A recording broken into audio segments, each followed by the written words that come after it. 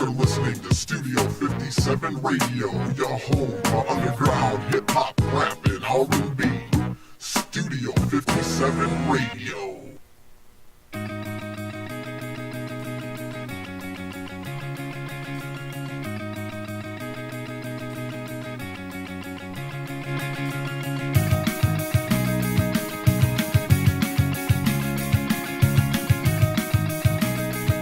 Yo, yo, yo, yo! What's happening out there, Rebels? I hope you are ready. Another 2-hour debacle is on its way. And, I can't promise we won't break anything, but no one will get stiff-armed out of their pants today on the show. But well, maybe not. Maybe Moose is going to stiff arm me right now. We got lots to get into. Plenty of meat on the bone with this whole football COVID. Oh my goodness, yes, we're talking freaking COVID again. I'm sorry, but it keeps creeping up in our world of sports. I feel like I'm doing the same intro from last damn week, but we got lots going on. NBA champs have been crowned. The GOAT conversation is back, and I could squash that in about 60 fucking seconds. But we got a show to do, so let's get this 2-hour debacle. Let's do what we do at DSR2. I am Scrappy, and here's your host, Johnny the Moose. Hey, we're back here, another edition of DSR2 on actually a pretty decent Wednesday here before the damn bottom drops out of the weather-wise here. Yeah. It's going to get damn cold and miserable there. They're talking possible snow this weekend up north and that, so... we got here lots to talk about. Again, we got a new NBA champion. The Los Angeles Lakers took care of that in 5 games. Also, 6 games. Like we said. I know I did. I'm pretty sure you were on board with that. We both said 6 games, yeah. Yeah, I thought we were all on that. Jimmy Butler just ran out of gas after Friday night. Also, if you got Dak Prescott in your fantasy league, well... hope you got a good backup. Yes, and apparently the Dodgers are playing football now because they're up 15-1. Yes, in that game. I guess Atlanta, you kind of pissed off the sleeping giant there a little bit. And I can see Canada Mike dancing around right now, and I haven't even checked out. You jumped up big last night, and you basically survived it, and then all of a sudden it came out today, and the Dodgers said, "No, that's not going to happen. We're going to take care of business here as well." And then we got Tampa Bay is up 3-0 over the Houston Astros. Hopefully baseball is praying for the Dodgers at least make it, because if it's Atlanta and Tampa Bay, nobody's watching. Nobody on that. And again, we lose another Hall of Famer and all-time great with Joe Morgan this week too. So all the great players of our youth are dying, well, because they're old. Well, because we're old. Hey, that's what happens, right? Hey. Like, as we get older, the people that we look up to are mega old, right? I'm looking like fucking Santa now. Yeah. Moose Claws today. Moose Claws on there. Well, Moose Claws, that sounds like a drink now. Do we have a yes, trademark that? Yes, we can make Moose Claws. It's made with bourbon. Yes, it will not be a seltzer. No. Fuck that. No seltzer. No goddamn wine in a can. It's made with frickin' bourbon. And we'll figure out all the other good things on there, but definitely bourbon. Bourbon. This is barrel-proof bourbon. Bourbon and bacon and smoky flavored or something. Oh yeah, you can fuse a little smoke in it. Yes. And a little bit of with a side of bacon in it. Yeah, see, we're on it. There we go. And again, we got basically LSU and Florida have been postponed because 21 players for the Florida Gators have tested positive. Once again, I feel like I'm fucking beating a dead horse here. We've said this over and over again. Dude, are we fucking surprised at this show? No. Are we Florida? Are we the only ones? Because it feels like everybody's like, oh, look what happened here. And we've been telling you this is going to happen forever. Come on. Have you ever been on a college campus? They spread shit around like it's going out of style. Right. Are you kidding me? And you expect them to be cool when you have this COVID thing going on? I mean, come on, man. You know what? When I was in 4th grade and I was practicing the whole cooties thing, I didn't think I'd actually have to implement it as an adult. Okay? That's right. Now, you can't expect little hormone-driven young adults to not be in the cootie range. Right. And that's what happens. Well, you got the Cootie, and on there with that. And then we got also Nick Saban not tested positive. Well, he was in the Cootie range too. He obviously, see, this is the whole thing. It cracks me up. You know who gave him Cooties? I think it was basically Lane Kiffin. Maybe send something. Yeah, sends them over there. No, dude, it's as simple as just look at the numbers, right? Everybody wants to be in analytics and do all that. So you want to look at stats. It's super simple. When you're lax on the CDC kind of rules and regulations and kind of things that they put out there, then you have spikes. It doesn't matter if you're on a campus, if you're on a work site, if you're in a state, or if you're talking about the whole fucking country. It doesn't matter where you're at. The virus doesn't fucking care. It doesn't matter how much money you made, where you live, what sport you play. None of it. It doesn't fucking care. And so when you sit back and you relax these things, this is the shit that happens. It's not a coincidence.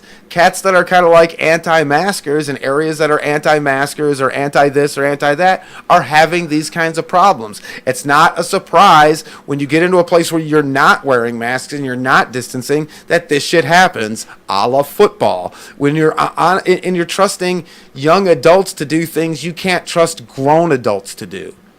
Right. And then you're talking about there isn't even a financial factor to influence them like the professionals have. Right. Where you just don't get fucking paid, you dumb shit, because you weren't responsible. So like why is this a surprise? Right. We shouldn't be surprised. I mean, again, granted, I do love having football. Oh, we all want sports, yeah. Yeah, I enjoyed having 3 straight nights of football. Well, and that's another thing we're going to, as we do. Now, this week we don't even have a Thursday game because the damn Bills had to play on Tuesday because of Tennessee on there and their screw-ups. So they originally were supposed to play on Thursday. Then they say, no Thursday game this week, which is just blows me. Well, it's one of those things where, the league's this is going to be a fluid situation all year. I mean, because they're not in the bubble. No. We saw it with baseball. Okay, so you have 4 major sports in this country, and 2 did the bubble, and 2 did not.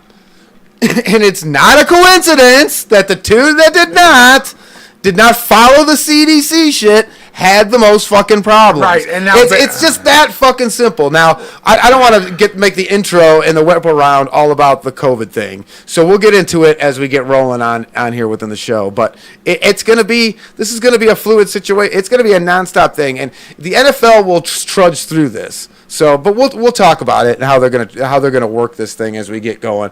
What else happened since we've been here? Shit. NBA champion, which we kind of saw coming. Lakers in 6, no big deal. Yankees got knocked out on Friday night, which is always a plus. Yeah, I mean, especially if you're a fan from here. Yes, and you got the kid from Oakland, you that hits the home run off of Aldis Chapman. So Chapman throws it 100 miles an hour. Brousseau hits it 110 miles out off the house. So, I want to get into a couple things with the NBA Finals, and it's not going to be what everybody else wants to get into, so it's going to be a little bit off-topic, Moose, but sure. What respect was LeBron James talking about he didn't get? I don't know, because when I turn on the radio, they're sucking his dick all day. That's all I hear. When they talk NBA talk, it's just fellatio on LeBron James. We're not even in a LeBron James market. We're 3 hours off time. Maybe because they wore the Kobe Mama uniforms and lost. They were supposed to win Friday night or something. He was supposed to get all the calls. Maybe he got called for traveling, and he's like he doesn't deserve that because it was only. Well, they already changed the rules so he could travel once. It was only 10 steps, not 15. They've already allowed the Euro and the crab dribble and all that shit since he's been in the league. Right. That and that's essentially now you can take 15 steps before you got to dribble, as long as you're going right to the basket. I mean, when's the last time someone drove to the basket and dribbled inside the free throw line? They don't. Nobody does. Anymore. Yeah, because they take 4 fucking steps. And they allow it. So, but, to me, the only one there that was looking for respect was Vogel. Right. You know what I'm saying? Was he not the most disrespected guy on the squad? Did anybody think that it was the coach that fucking mattered? Did anybody think of any? No, it was all about LeBron and AD. Right. They didn't even think about no. Fuck Frank Vogel. It ain't about him. It's about what LeBron wants to do. LeBron's the coach. Look what LeBron's doing. LeBron this, LeBron that. So what respect are you talking about? Because there's respect on the Lakers. They got how many? 15 fucking championships. I mean, there's respect on the Lakers. Right. Even though they haven't won one in over a decade till now. Mm-hmm. But there's still respect on the Lakers. So, like, I'm not sure what respect LeBron is looking for. Like, what more can we do? Like, they have you in the conversation with the GOAT, and I can give you numbers right now that make you sound like an idiot for fucking putting him in the conversation. I can give you 5 criteria that we could all pretty much agree on you have to hit. And Jordan is going to destroy LeBron in every single one of them. Well, again, the main one is undefeated in finals. No, check it out. Championships, Yep. MVPs, scoring titles, finals MVPs, and Defensive Player of the Year. Those are your 5 major individual awards, correct? Right. Okay. Let's just start with MVPs. Jordan's got more. He's got 5. LeBron's got 4. Let's start with finals MVPs. He's got 6. LeBron's got 4. Let's do final championships. 6-4. Right. Let's do scoring titles. 10-1. 10-1. And then Defensive Player of the Year, 1-0. Right. Jordan. LeBron is a great player, and he's got time to catch Jordan, but he's not near the fucking GOAT yet. No. Shut the fuck up. And guess what? Out of those 5 criteria, there's only 4 players in the NBA that have ever had 4 of those criteria in one season. As far as been one has had Yeah. 4, only 4 players have done it. One of them was Jordan, and he did it 4 times. Think about that. Okay. Only 4 people have done it, And Jordan's done it 4. and Jordan's done it. The other 3 did it once. Jordan's done it 4 times. There's only been 9 players to do that throughout their entire career to have hit just one of the 4 of the 5 criteria. 9 players have had that their whole career have been able to hit that. Jordan's done it multiple times. He's done 4 out of 5 4 times in his career. He's the GOAT. Yes. The fluidity he did it at 6'6" guard. He's not a 6'9" tank of a human being that plays point guard. He changed that has the mismatch everywhere. Yeah, and he changed his game later on when he couldn't drive in the middle because it was on there, and he became, just beat him up. Of course, became a then he sharpshooter from the downtown. So right, and then you look at some of the competition. You know, you can make an argument either way, but it doesn't matter because you're looking at those criteria. And then now you're leaving out like Wilt Chamberlain, who couldn't even win some of those awards because they didn't exist. Right. And then Russell, the man. 11 out of his 13 years were championships, motherfucker. And the 2 of them, he was also player coach. Right. So, like, I just, like, stop it. He would have won Defensive Player of the Year because he didn't score a lot of points. He affected the game with rebounds and defense and everything else. He was an all-around player. Well, Wilt was that basically led 1 year at assist at 7-2 of center. Right. He's like, you want me to dish the ball more? Okay. Oh, and when I was talking about those guys, those 4 players that hit 4 out of 5 of those criteria, they were all centers: Shaq, Akeem, and David Robinson. Right. So like, and we're talking about a guard, a 6'6" guard. So, come on now, all you LeBron lovers, love your man, but don't be stupid about it. Come on now. And that's why I get mad with put some respect on it. What respect were you looking for, LeBron? Everybody wants to anoint you the GOAT. He was probably whining because everybody was loving giving Jimmy Butler all the love. Well, right, because he's doing something you haven't done. Right. You know what I'm saying? Like the method he's going about it and the way he's doing it. I mean, I'll give it to you. How about this? The closest thing you got was the Cavaliers, but at least you had Kyrie. Right. And Kyrie won you that championship. Yeah. Dude, you went to Miami. You lost to Dallas and the Spurs. Right. You only won 2 titles there, and you lost 2. Right. So you didn't win your 7. You went 2-2. Right. So I mean, to and me, how many times has Cleveland getting smoked out in under 5 games? So to me, Butler took an underachieving team and brought them to where they didn't expect it. LeBron, he took an underachieving team, but he took them where they expected to go. Right. The plan was to go get a championship. But he couldn't do it on his own. He had to bring in AD with him too. Well, I mean, I'm talking about with Cleveland. Oh yeah. But that was the same thing with Cleveland. They went and got Kyrie. They went and got Love. They went and got everybody he wanted that they could get under the cap. Change the coach. The whole thing with Kyrie. Yeah, the year he leaves, they end up with the number 1 pick. Oh, right. Come on. Right. Yo. So you know what I'm saying? So like, he got all the shit that he wanted, and then I don't ever recall Jordan leaving the Bulls to link up with like Magic and Larry in like L.A. or something. Right. I just never heard of anything like that. I don't know if that's ever happened before. Oh wait, no, it hasn't ever happened before. So that's another thing when you start looking at LeBron and why. But that's we're getting away from it. When Jimmy Butler was not expected to rise to these levels and do all this stuff, and if LeBron's that fucking petty, then like, I mean, cool, whatever drives you, homie, but that's kind of sad. Man up.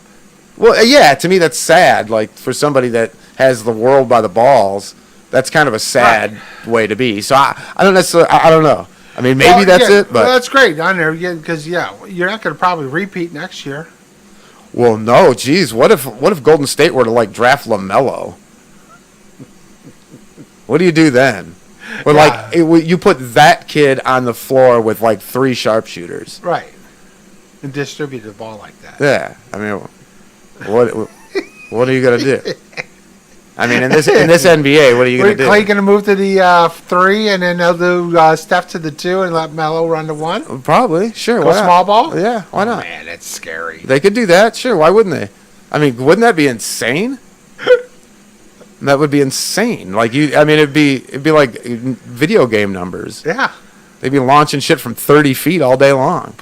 Boom, boom, boom, and LaMelo can dish. Yeah. So. Yeah. Freaking Dre be like awesome, man. Alley-oop, boom. Yeah, that's what I'm saying. Like I mean, he's a good facilitator. He's played well overseas. He's more than likely going to be the 1, 2, or 3 pick, depending on how he falls. I'd imagine he'd be the 1 pick, but he could fall to 2. Warriors got 2. Right. Yeah, he'll probably fall to 2. You know.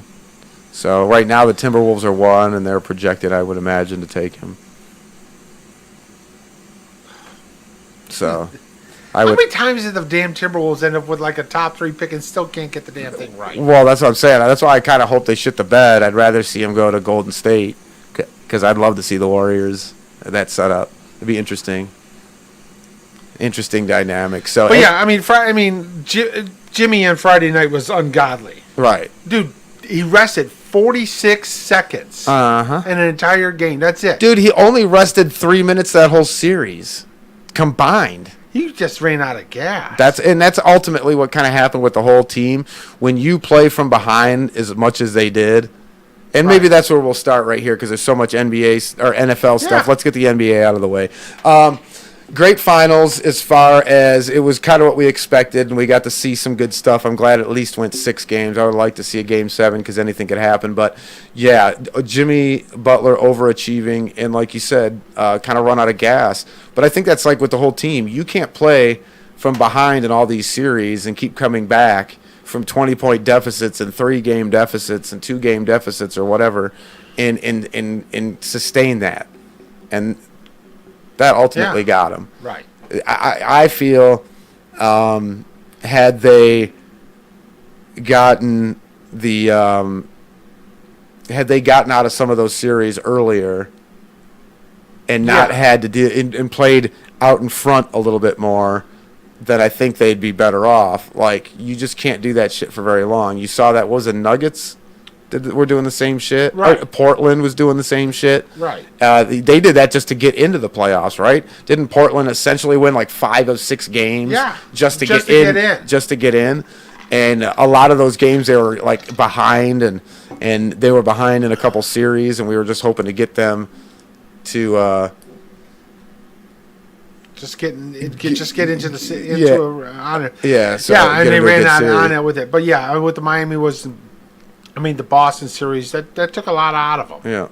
Yeah. I think that's a big part of it. But I'm going to tell you too. I think when you have a team like Miami, they actually thrived in this bubble, where you saw a team like the Clippers in Milwaukee like crumble in this thing. And I use the Clippers because Paul George was pretty open with the fact that he was having mental health issues being in that bubble, and it wasn't working for him.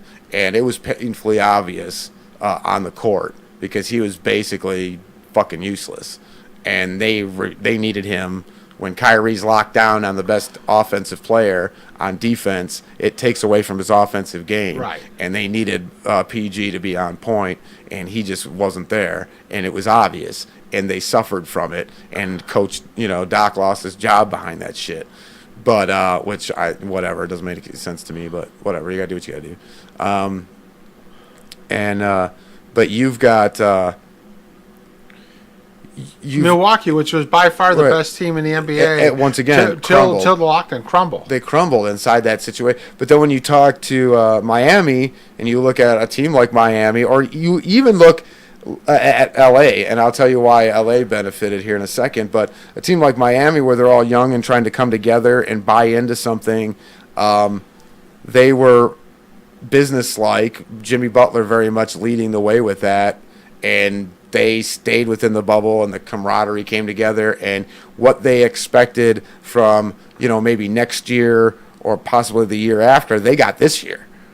And so they're ahead of schedule on their progress because they came together a lot quicker. It kind of solidified them as a unit, as to where, it tore apart Milwaukee. Right. And then I think where it helped LA was, when you get inside the bubble, maybe LeBron, if you can handle LeBron, that echo chamber keeps you away from the outside chatter. And LeBron needed the rest. Like, let's be real. Like, having that COVID break was probably physically the best thing that could have happened for LeBron because he's going to stay in shape. Right. But now he's not putting all those miles on the body there where he kind of had like, you call it a bye week, but it was a bye month or 3. But, that little bit of rest there, he was able to play extended minutes and look fair. Everybody's talking about how great he looks, but he looked gassed at the end of last year. Mm-hmm. But he didn't look gassed at the end of this year. Too, is the break too helped out AD too because his body always seems to break down in the season-wise. So I think when you look at it from that respect, LA benefited as well. They had a little bit of break there. They could get physically right when they got inside the bubble. If LeBron was able to keep everybody in that echo chamber and Fogel were able to keep everybody in that echo chamber, then the outside noise is gone, and maybe that actually helped that team, being that, LeBron basically sniped everybody he didn't want there anyway. Yeah, and I think the plus side is too is they didn't have to deal with the LA press there on a daily basis too because they're in the bubble. Right. And then all the distractions of being in LA, being with the Lakers. Well, and think about it: how many times have they had to win in hostile environments under crazy circumstances with the loudness and the this and the road travel, and they didn't have none of that shit. There was no travel. Nope. I mean, think about that: saving your body from the travel. Think about when you're on the road, quote unquote, on the road, you're not listening to screaming crazy fans. So that may not affect LeBron, but all the guys, right? Guys that sit, 7 through 15 on the bench, all them guys when they come in and get minutes, or 6 to 8 or whatever, those guys, they're not used to that. Now you're just in a gym playing pickup ball. I'm lights out playing pickup ball in the gym. Right. So I think that helped them, and I think again too is that again where I said with the Heat wise is they were together and they built up a chemistry wise with it and a camaraderie wise. And Jimmy's like, listen, here's what we got to do. And he was basically leading by example. Sure. And going through that. And then they fed off him. Well, he did. He didn't, everybody had their family come in. He's like, nah, I'm keeping them home. I'm on a business trip. Right. And it was all about business, yeah. And so I think that was contagious in that situation. But I think when you look at Milwaukee and even Philly and some of these teams, they got together in the bubble and it was too much. Like they had to get out. I thought that might have happened with LA, but they were able to keep it together. And if they could do that, then I knew they would be fine because that rest I think was huge for that team. Yeah. Having that respite there. So.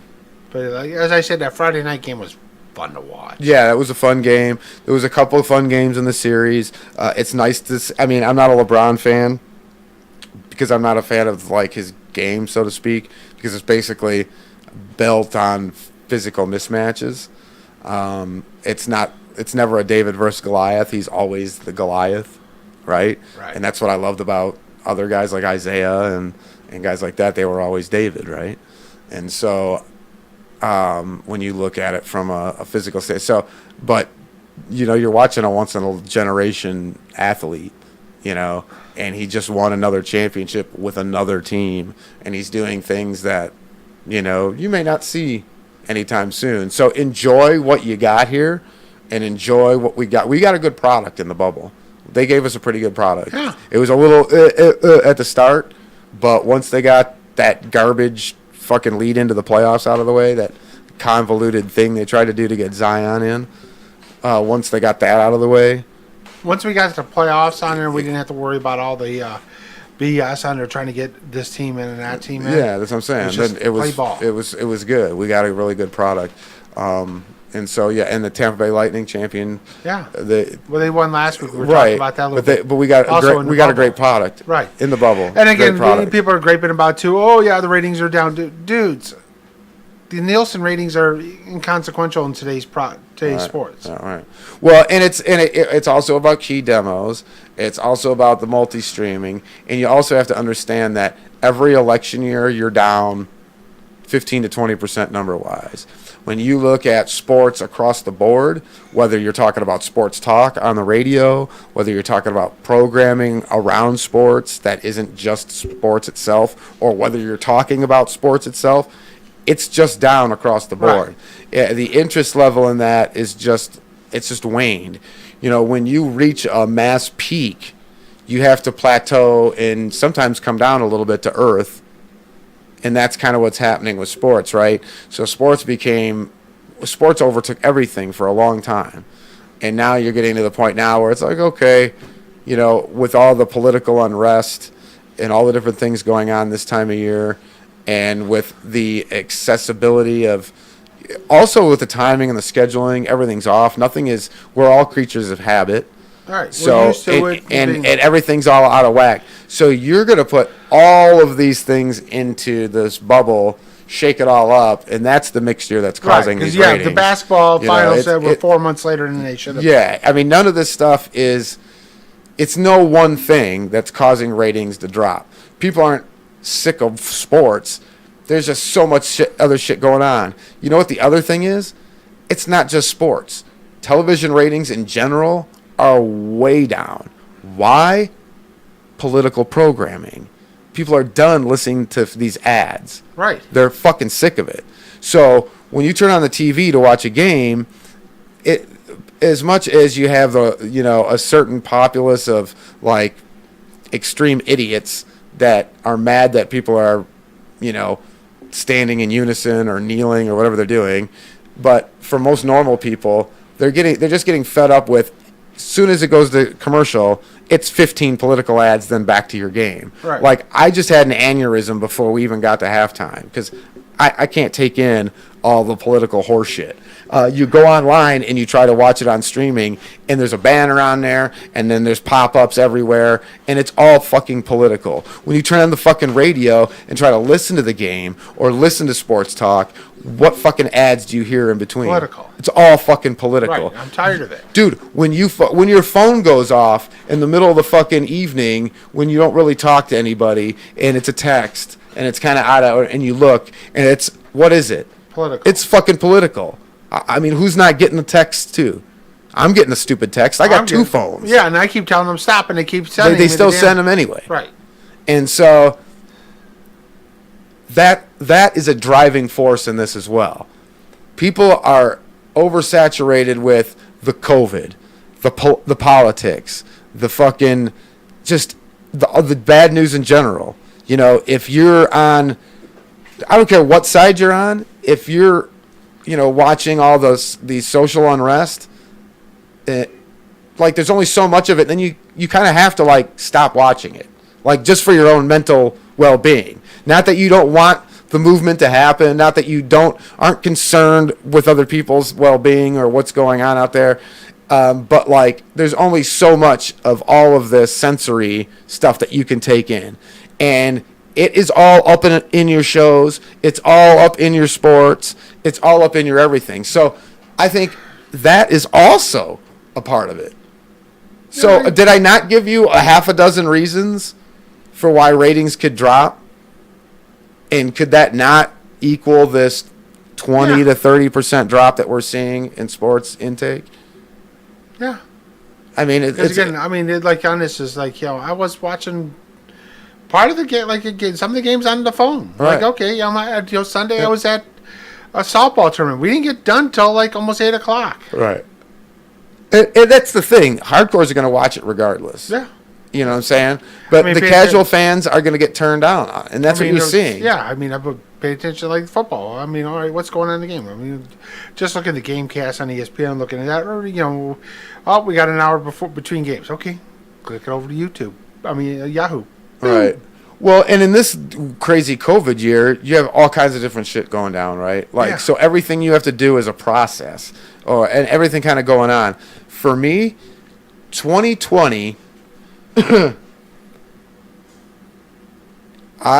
have been. I don't want to get crazy into my past, but let's just say I'm living my redemption story now, and that I could potentially be dealing with a different housing situation right now in my current life if I had not made some strategic maneuvers in the legal department. So, like, I've had some fucking bad years, okay, in my life.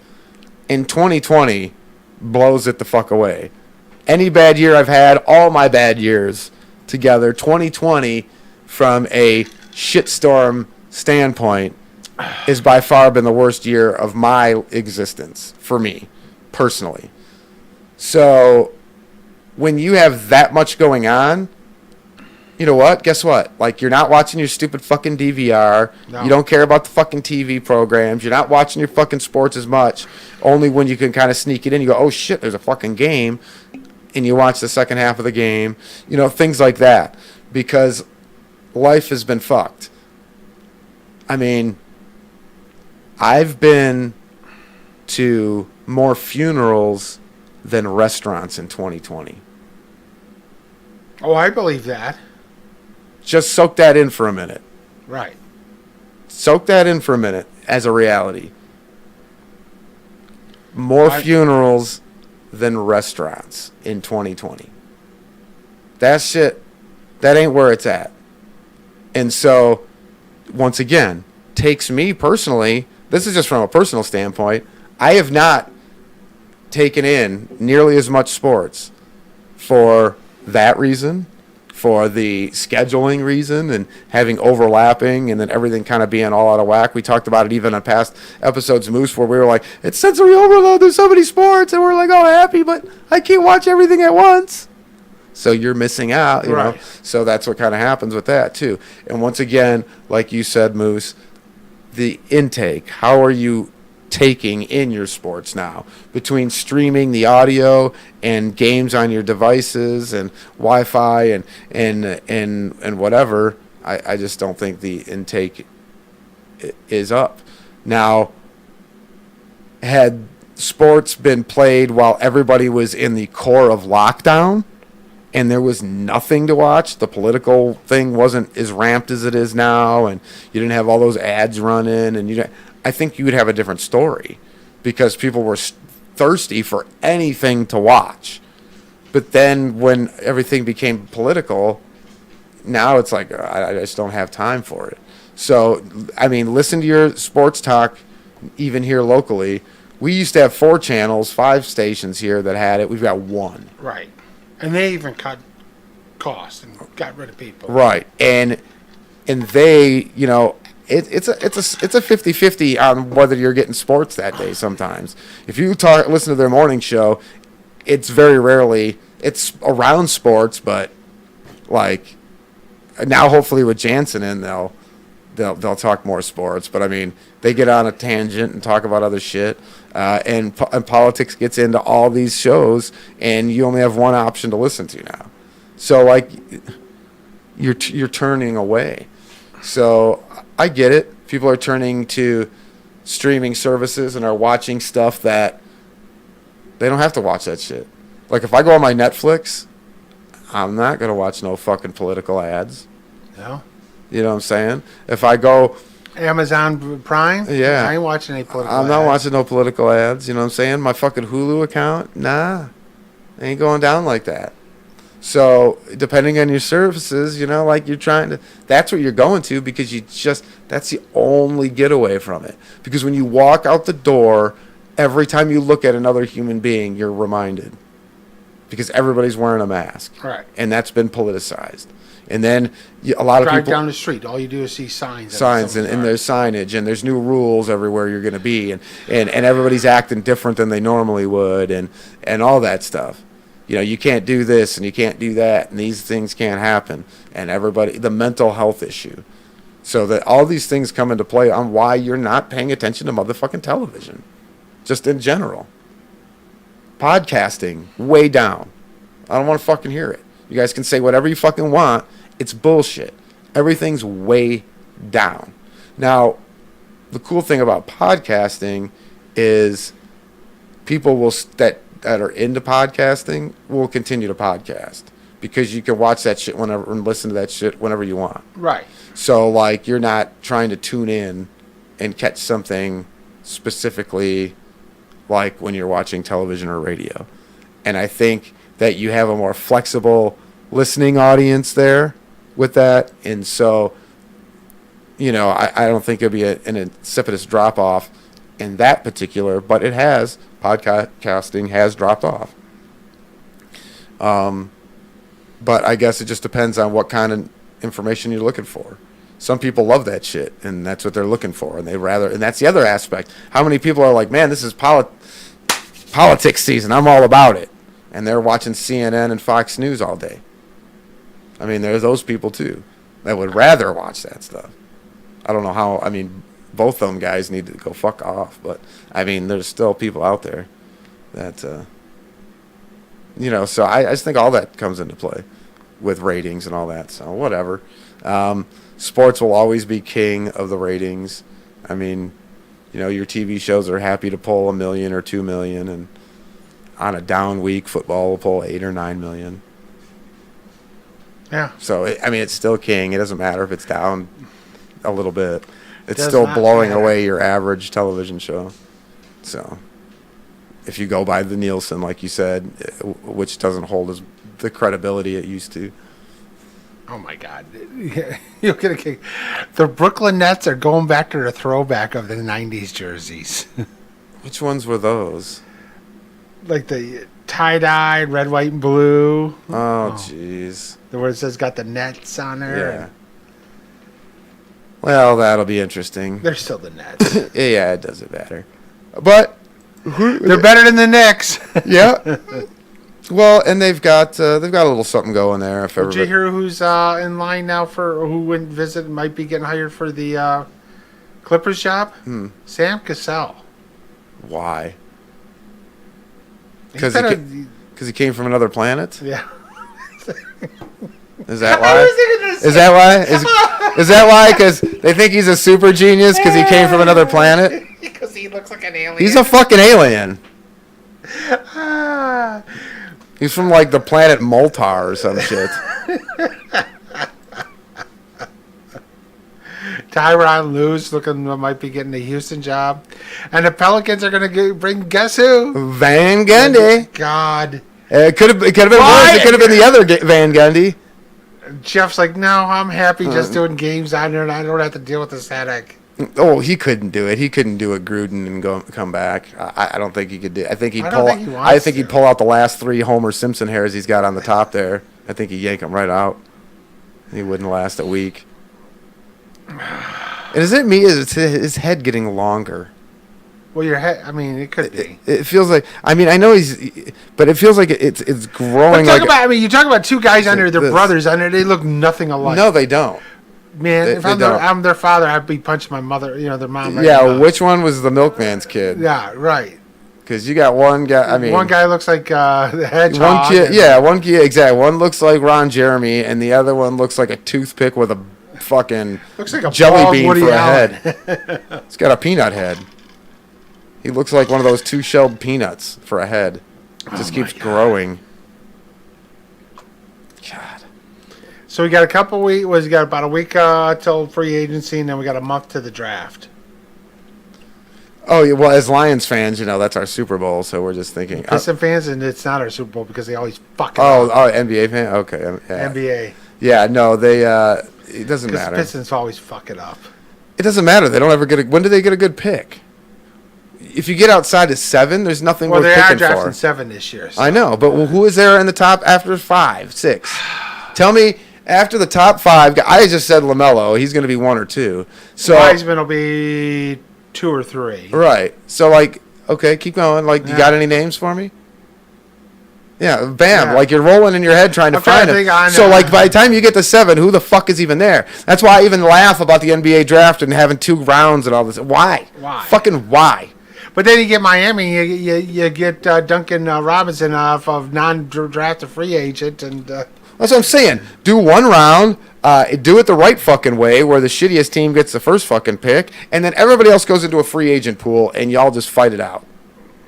Thunderdome, 2-man enter, 1-man leave. Oh, I thought you were talking about that stupid WWE thing where they put TV fuck. screens everywhere, No. and then they stole the Thunderdome name because they can't have an original thought if they tried. Right.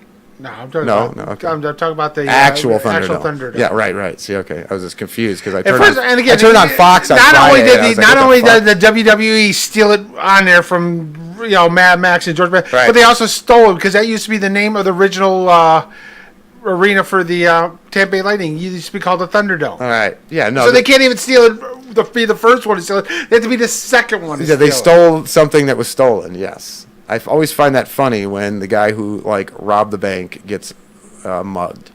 it. Right. That's basically what happened. You mugged the bank robber. Yes. So anyway, but yeah, it's whatever silliness. I don't in that kind of comes to the whole fan thing. That's another thing that you're dealing with sports is the whole fan thing. Right.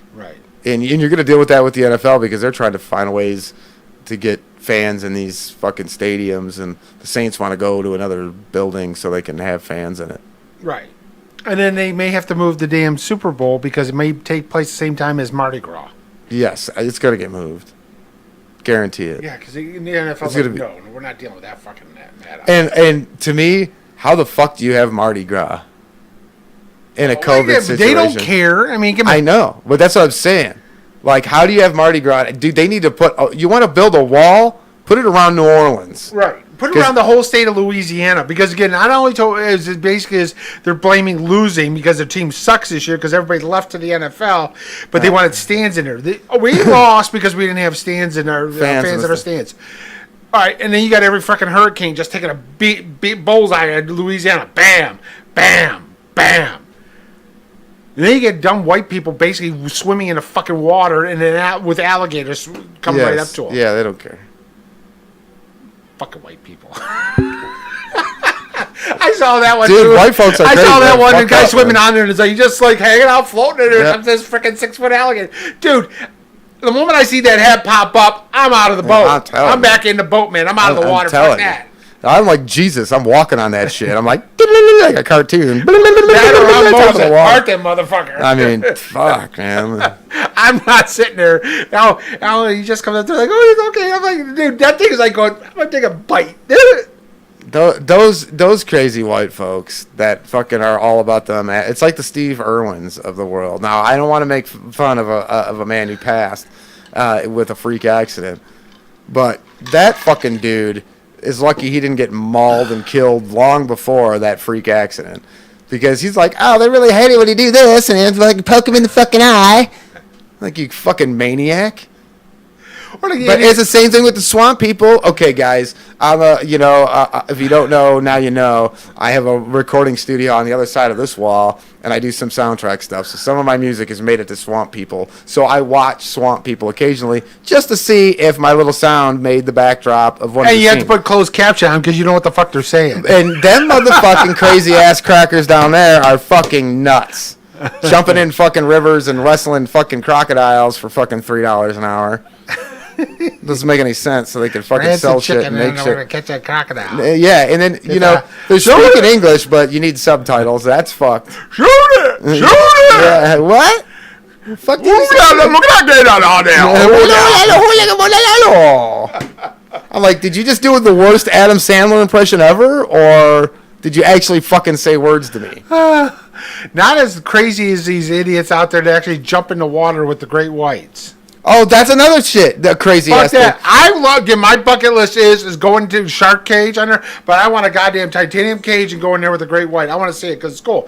But I'm not getting out of the fucking cage and going, oh, I'm gonna go there and swim with Dude, them. I want a cage with holes that the fucking minnows can't swim through, because them motherfuckers get stuck in them cages now. You have a smaller shark come around, like a little fucking, like, that's a little more aggressive, like a tiger shark, and that motherfucker gets in that little gap in there. You're going to get fucked up regardless. Well, again, fuck them tanks. I watch Shark Week, motherfucker. Them guys, I want the metal suit, and then I want holes just big enough for me to stick my eyeball out. You know what? You can wear your chain link suit all you want. You get an 18-footer. It's like good. It's like a crunchy burrito. Well, to me, I don't want any of that shit anyway. They got the bubbles now. You've seen those. Yeah. Where they got the full-on, like, bulletproof plexi bubble, where, like, you know, as long as he's not Megalodon and you turn into a Advil, you're fine. Because they can't bite it in any way, really. And those are a better cage than, like, the traditional cages that you're used to seeing from back in the day. But, yeah, you don't see too many people of color doing that crazy shit, do you? Just us fucking idiot white folks. That's what you call cracker crazy. I'll go in a cage because I want to see it. I want to see like an 18-footer great white. You're right. And you'll jump out of I'll jump out of a plane. You know, perfectly good. Yeah, that's cracker crazy. That's what that shit is. The people of color don't do that shit. But I'm not climbing up Mount Everest. It's just us dumbass motherfuckers. No, I'm not doing Mount Everest because, again, remember, when you go over 20,000 feet up, you're in the dead zone. Your brain starts dying. Dude, mine's already dead. I've had 21 concussions. My shit's already mush. Half my teeth have been kicked out of my face. What do you want from me? I can't go up there. I can't be in altitude. I'd be a goner. They find you frozen in the side of the island. That's why I don't fly. I would probably die in an airplane. Holy shit. It's like the idiot out there basically was jogging and the damn mountain lion would come basically wanted to eat his ass. Right. And he's like, go. I'm like, man, you gotta be loud. You gotta scream and say, motherfucker, go! Yeah, you gotta put your arms up. Yeah. And then you get mauled with your hands in the air. Then you grab a big rock or something and throw it at him. You better have a boulder. You ain't Davy Crockett, motherfucker. Yeah, fucking get you a fucking old school slingshot. Yeah. The fuck? I thought this was a sports show. What in the fuck are we talking about? You went off the rails and I just followed. Oh, well, I'm good at that. So why the right. fuck? I said second chair. How the fuck you let me get us off the rails? That's your job. I will get us off the rails later. Oh, okay. That'll work. So The fuck were we even talking about? Does anybody even know? Text us 313-307-5340. we started talking about other things outside as people were not watching sports and everything. Oh yeah, that's what it was. Okay, anyway. So yeah, NBA product was good, and NHL product was good. All in the bubble. We're getting a little bit of a, baseball had a little hiccup. We're having a little hiccup with football. But now in their playoffs, they're in the bubble. Right. But that's the contradictory thing, right? It's like, yeah, we know the bubble's better, but it costs too much money, so we don't want to do it. We don't want to do it for a regular season because it's too much Right, money. it costs too much money. Now we're going to basically But because it would cost us even more money to lose revenue on playoff games with TV contracts, then we'll spend the money. and then now they'll spend the money on there. What they You know what I'm had, saying? which was weird, And put that they bubble had together. Because the NBA had to drop what was like a fucking $800 million bubble or some shit. It was something ridiculous. right. It was ridiculous, but they did it on there, and it went off great. But they had like the Yankees and Tampa playing in San Diego. Right. But in San Diego, and the Dodgers were playing in Arlington. But the play-by-play guy for San Diego was in the San Diego Stadium while another game's going, but broadcasting off TVs for... That's so convoluted. It was fucking like, crazy. It just doesn't make any sense. And I mean, I guess I get it from... Okay. So from a broadcast standpoint, sure. Gear's already there. Yeah. Go in, sit down, put on your headphones. There's your monitor. They'll have several monitors. Do your fucking job. So I get it in that respect. You're probably, even if you were watching the game live there, you're probably watching the monitors more anyway. Because if you're watching on the field, you're going to miss a lot. Right. So to try to do analysis and whatnot. So you're going to be watching monitors anyway. So, I mean, I get that. So that's purely the only reason you do that. Because, I don't have to move the studio. I don't move the equipment. I don't have to do none of that shit. I just send you to the usual spot. And instead of watching the game that happens to be being played there, you're watching a different game that's being played somewhere the fuck else. And it doesn't matter. And then you're not traveling, and you're not spreading shit, and you're not putting yourself at risk, others at risk, whatever the case may be. I get it. But this is the whole thing. It goes to show you that they understand what needs to be done, but if it doesn't financially benefit them, they're not going to do it. No. And it's just really that simple. So, like, from a regular season standpoint and just trying to get that mitigated, that short season going, they just, it was such a hassle just to get the season approved and to get it rolling that they weren't going to concern themselves with that shit. And spending, $800 million on putting a bubble together and doing it, they just weren't going to do it. And then when they had all those problems during the season, they're like, well, we can't have this during the playoffs, so we'll put a bubble together, and it'll be a cheaper kind of half-ass bubble, but we'll kind of put a bubble together, and we'll hope that we can plow through. And so far, so good. But the NFL... once again, no bubble, same kind of situation, and and we'll get into the NFL and also college football too. How bad things. And you're going to have similar issues if you're not. So Houston is up 1-0 in the bottom of the first against Tampa, and the Dodgers are still up 15-1 in the bottom of the sixth there. Also, as the White Sox are talking to Tony La Russa, who's 76 years old, to become the manager. Jesus Christ. Does that guy want to manage anymore? I mean, that's a grind.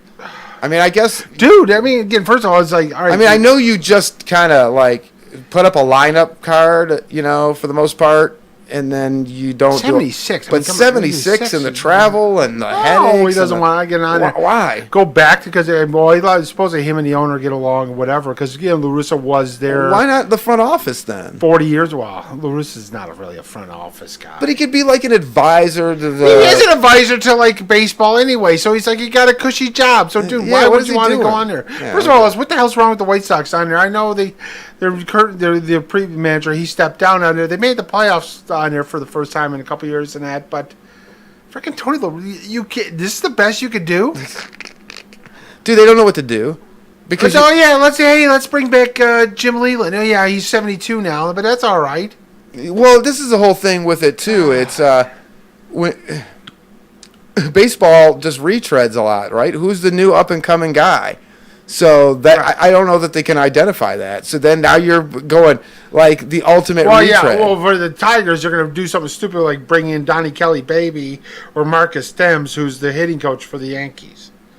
God no. I mean, personally, I would bring AJ Hitch. Why? Because he's not that old. He's won a damn ring with the Houston. He's Right. done well on there. Bring him. Or Alex Cora, younger guy, won a ring with. I don't care if you're a cheater. Win. Bring me a goddamn ring. Entertain me, motherfucker. And bring me, you know what? Bring this town Yeah, a fucking championship. I hear you. I don't care. No, I'm with you. Fuck it. If you ain't cheating, you ain't trying. We talk about that shit all the God time. damn me. I mean, That's why we don't care. Let's bring like 100. Let's bring back Casey Stengel from the dead. Make a fucking zombie manager. Like I said, if you don't feel you can identify that next guy, then you go to retread. But that's like a retread of a retread of a retread. But every sport does the same thing. Yeah, Retreads sure. on there. Jesus Christ, how many times is freaking Stan Van Gundy gonna get a job too? Dudes, you got to bring somebody young up. Yeah, no, and that's right to the point here in some of these texts. So, Mike, Joe, Dave, Aaron, thanks, A-Rock chiming in. He's with you. LaRussa's got a great baseball mind, but too old, and he's on for Don Kelly or AJ Hitch. The Don Kelly thing. I'm not because I think of Don Kelly is basically freaking Brad Osmus. Right. That's kind of what the feeling I get. I'm more. Brad with you. Osmus wasn't even a coach on there. At least Marcus Stemps is a batting coach on there. Right. Freaking Osmus went on there. And then when he got canned here, he goes basically the Angels, and after 1 year, you're out the door too. Right. So, I mean, the AJ Hitch thing I could probably get on with maybe a little bit more. But once again, I think identifying the next up-and-coming manager is just a tougher thing in baseball than it is in some of these other sports, or at least it seems that way.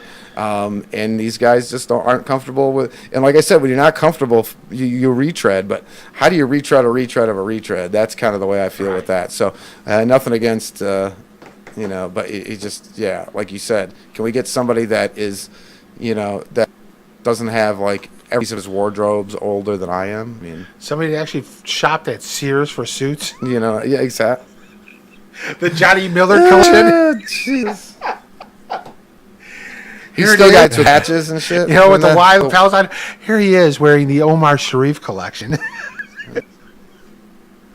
Telling you. All right, we're off the rails tonight. Oh my God! We're going to take a quick break here. Get some NFL action. We'll even get some little bit of college football action. And then we got also Moose's fantasy moments. Bounce it down now. And pick'ems. And we didn't do bad again last week. Holy shit! I guess we're doing better in a COVID world than we do normally. Well, so did Tennessee last night. What the hell happened there? That and more. We are DSR2 Studio 57 Radio. You're listening to Studio 57 Radio, your home for underground hip-hop, rap, and R&B. Studio 57 Radio. People, this is the original Doc Ice, and you are definitely listening to Studio 57 Radio. And if Studio 57 Radio isn't on, then your radio ain't really on. Check that. You're listening to Studio 57 Radio, your home for underground hip-hop, rap, and R&B. Studio 57 Radio. Hey everybody, Scrappy here to tell you about That Radio Show. Hang with me as I break down the world of entertainment with great guests, celebrity interviews, awesome games, wonderful prizes.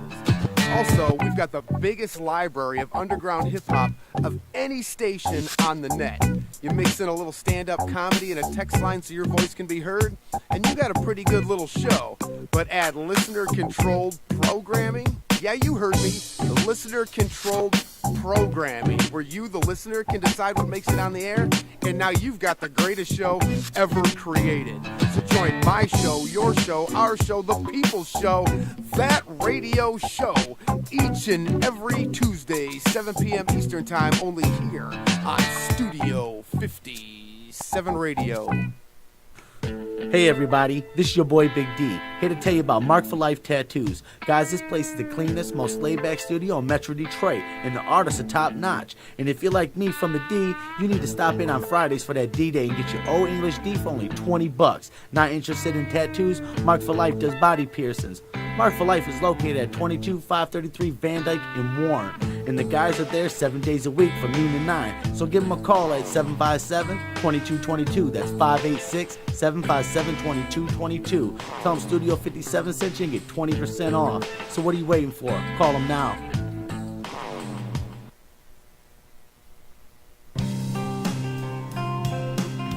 Hey everybody, Smokey here to tell you about Allstate Tire. With winter fast approaching, the most important thing between you and the road is your tires. So don't put your safety in just anybody's hands. Go to Allstate Tire. With new and quality used tires available, you can trust Allstate Tire for all your tire needs.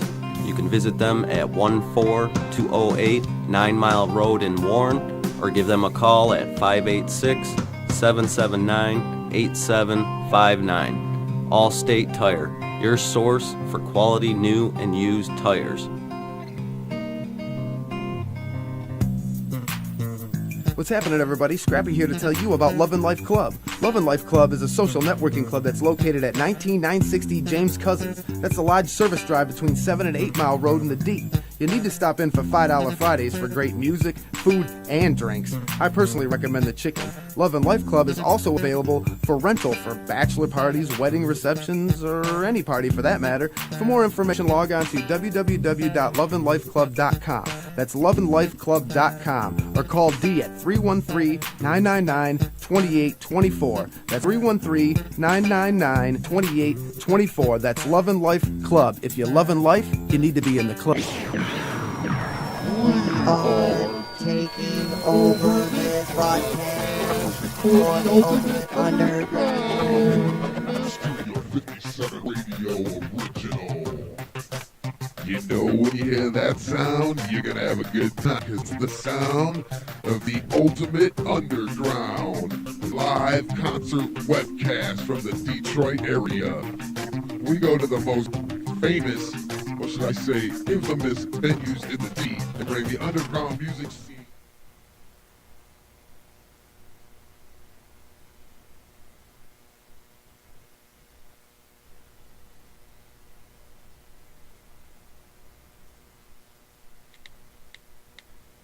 From the streets to your computer, like nobody else can.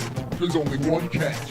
You never know when and where the Ultimate Underground is going to take over a broadcast. So you need to stay tuned to Studio 57 Radio all day, every day, for clues on when and where the next Ultimate Underground may happen. Now there's no other station on the net that's going to give you this live webcast of some of the hottest artists in the D. That's the Ultimate Underground live on your home for hip-hop, rock and metal, Studio 57 Radio, baby. Goodbye.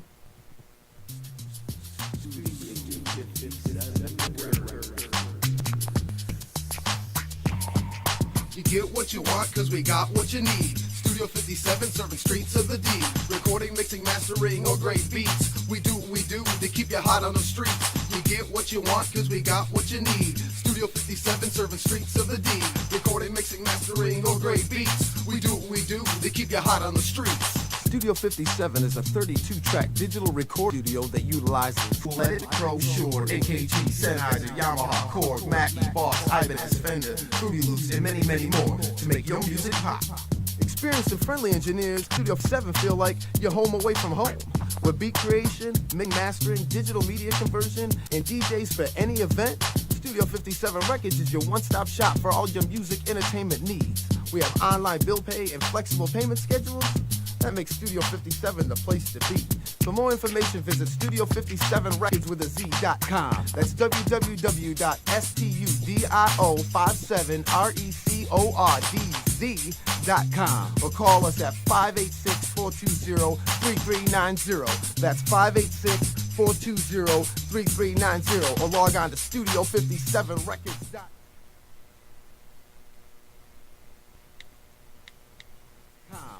Just remember one thing, baby. You get what you want cause we got what you need. Studio 57, service street. Recording, mixing, mastering, or great beats. We do what we do to keep you hot on the streets. You get what you want cause we got what you need. Studio 57, serving streets of the D. Recording, mixing, mastering, or great beats. We do what we do to keep you hot on the streets. Party people, this is the original Doc Ice, and you are definitely listening to Studio 57 Radio. And if Studio 57 Radio isn't on, then your radio ain't really on. Check that. You're listening to Studio 57 Radio, your home for underground hip-hop, rap, and R&B. Studio 57 Radio.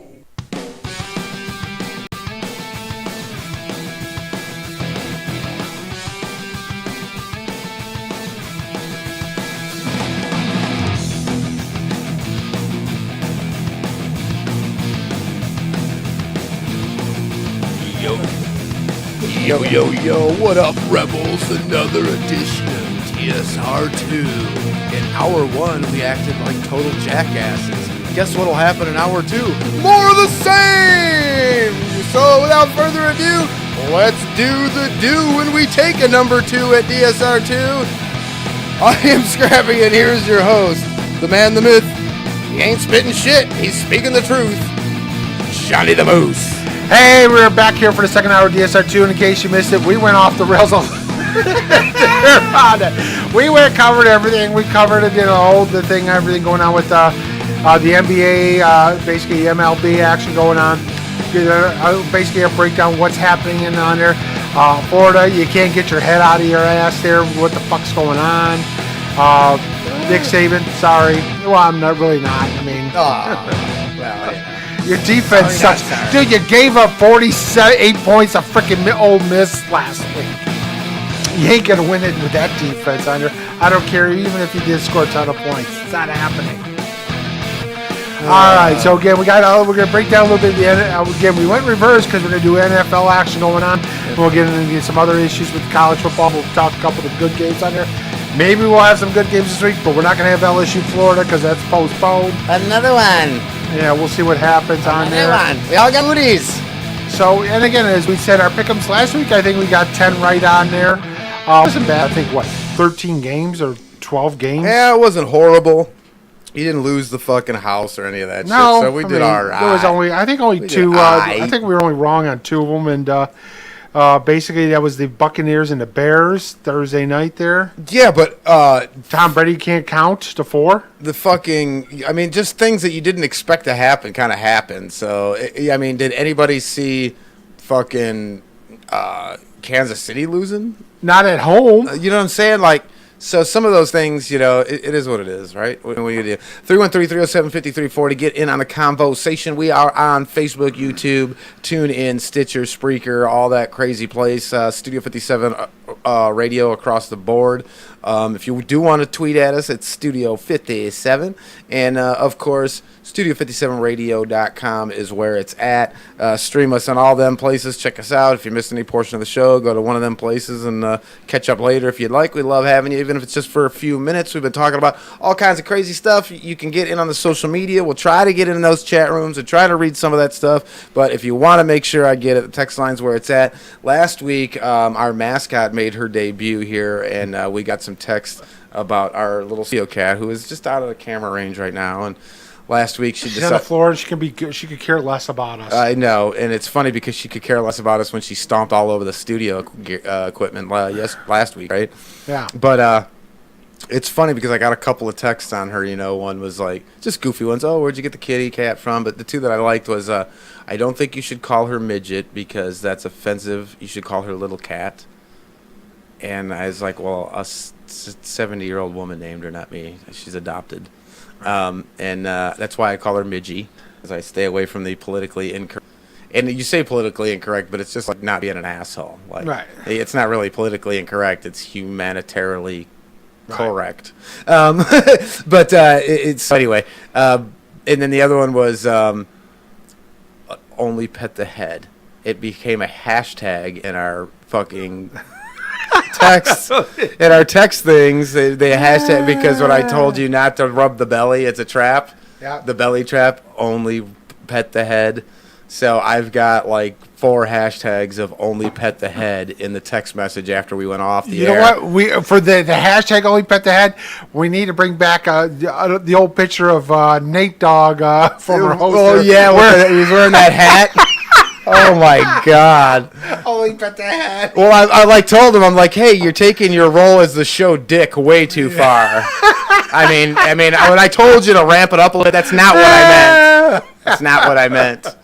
But that shit is fucking funny. But yeah, so I got a couple of those in there, and Beer Can Dan, who a loyal listener, but he's not in as often as usual. He caught it on the replay and sent me a text afterwards, and he says, "Dude, where is the fucking shirt? Hashtag only pet the head."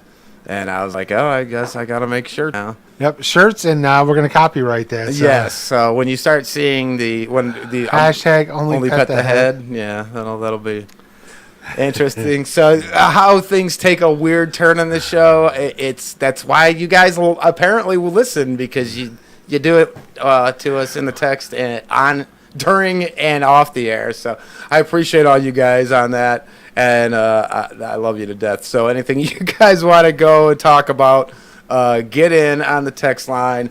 If we haven't covered it, we will cover it. Like I said, you guys are this show's about you, man. We're just kind of steering the ship for you. So great show, guys. Great radio. You guys rock. Thanks, A-Rock. Appreciate you.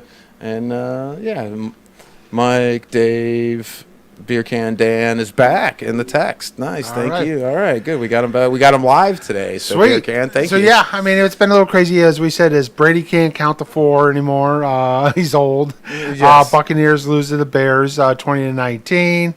And again, he's not playing well. So as we said, this is a one and done. Yeah. He may have signed 2, but I don't know if he's going to be back for a second on there. And again, the Buccaneers are a wild card team at best, and the Bears are truly the worst 4-1 team in history in the NFL. The Bears are horrible. Like, I think the Chargers are a better team than the Bears. Yes. They're getting more out of their quarterback, and they're not anywhere. They're never going to get to the playoffs because they're 1-4, so they're fucking done. Or 0-5, but they or whatever. barely. I mean, the problem is they lose some tight games on there, and that's what's killed us on that. And we look on that, and then we said is the Panthers were a lot better than people are giving them credit for. They're winning on they it without. snapped off 3 in a row, so they lose. They're winning without McCaffrey, and again, Teddy Two Gloves is a damn good quarterback. We've been on the Teddy Two Glove bandwagon. He got his first crack at this game. Okay, we've been on the air for 12 fucking years. Yeah, Moose? we liked him when he was at Louisville, and then he came into Minnesota. I like Bridgewater. So, and again, last year when he got that stint when Breeze got hurt, he basically was putting up huge numbers, and they went on a 4-0 run. He just wins, baby. I mean, he's not beautiful. He's not big numbers. He's not like a big, shiny, bright Lamborghini. But, he's a super reliable Audi. Right. And he's getting it done for you.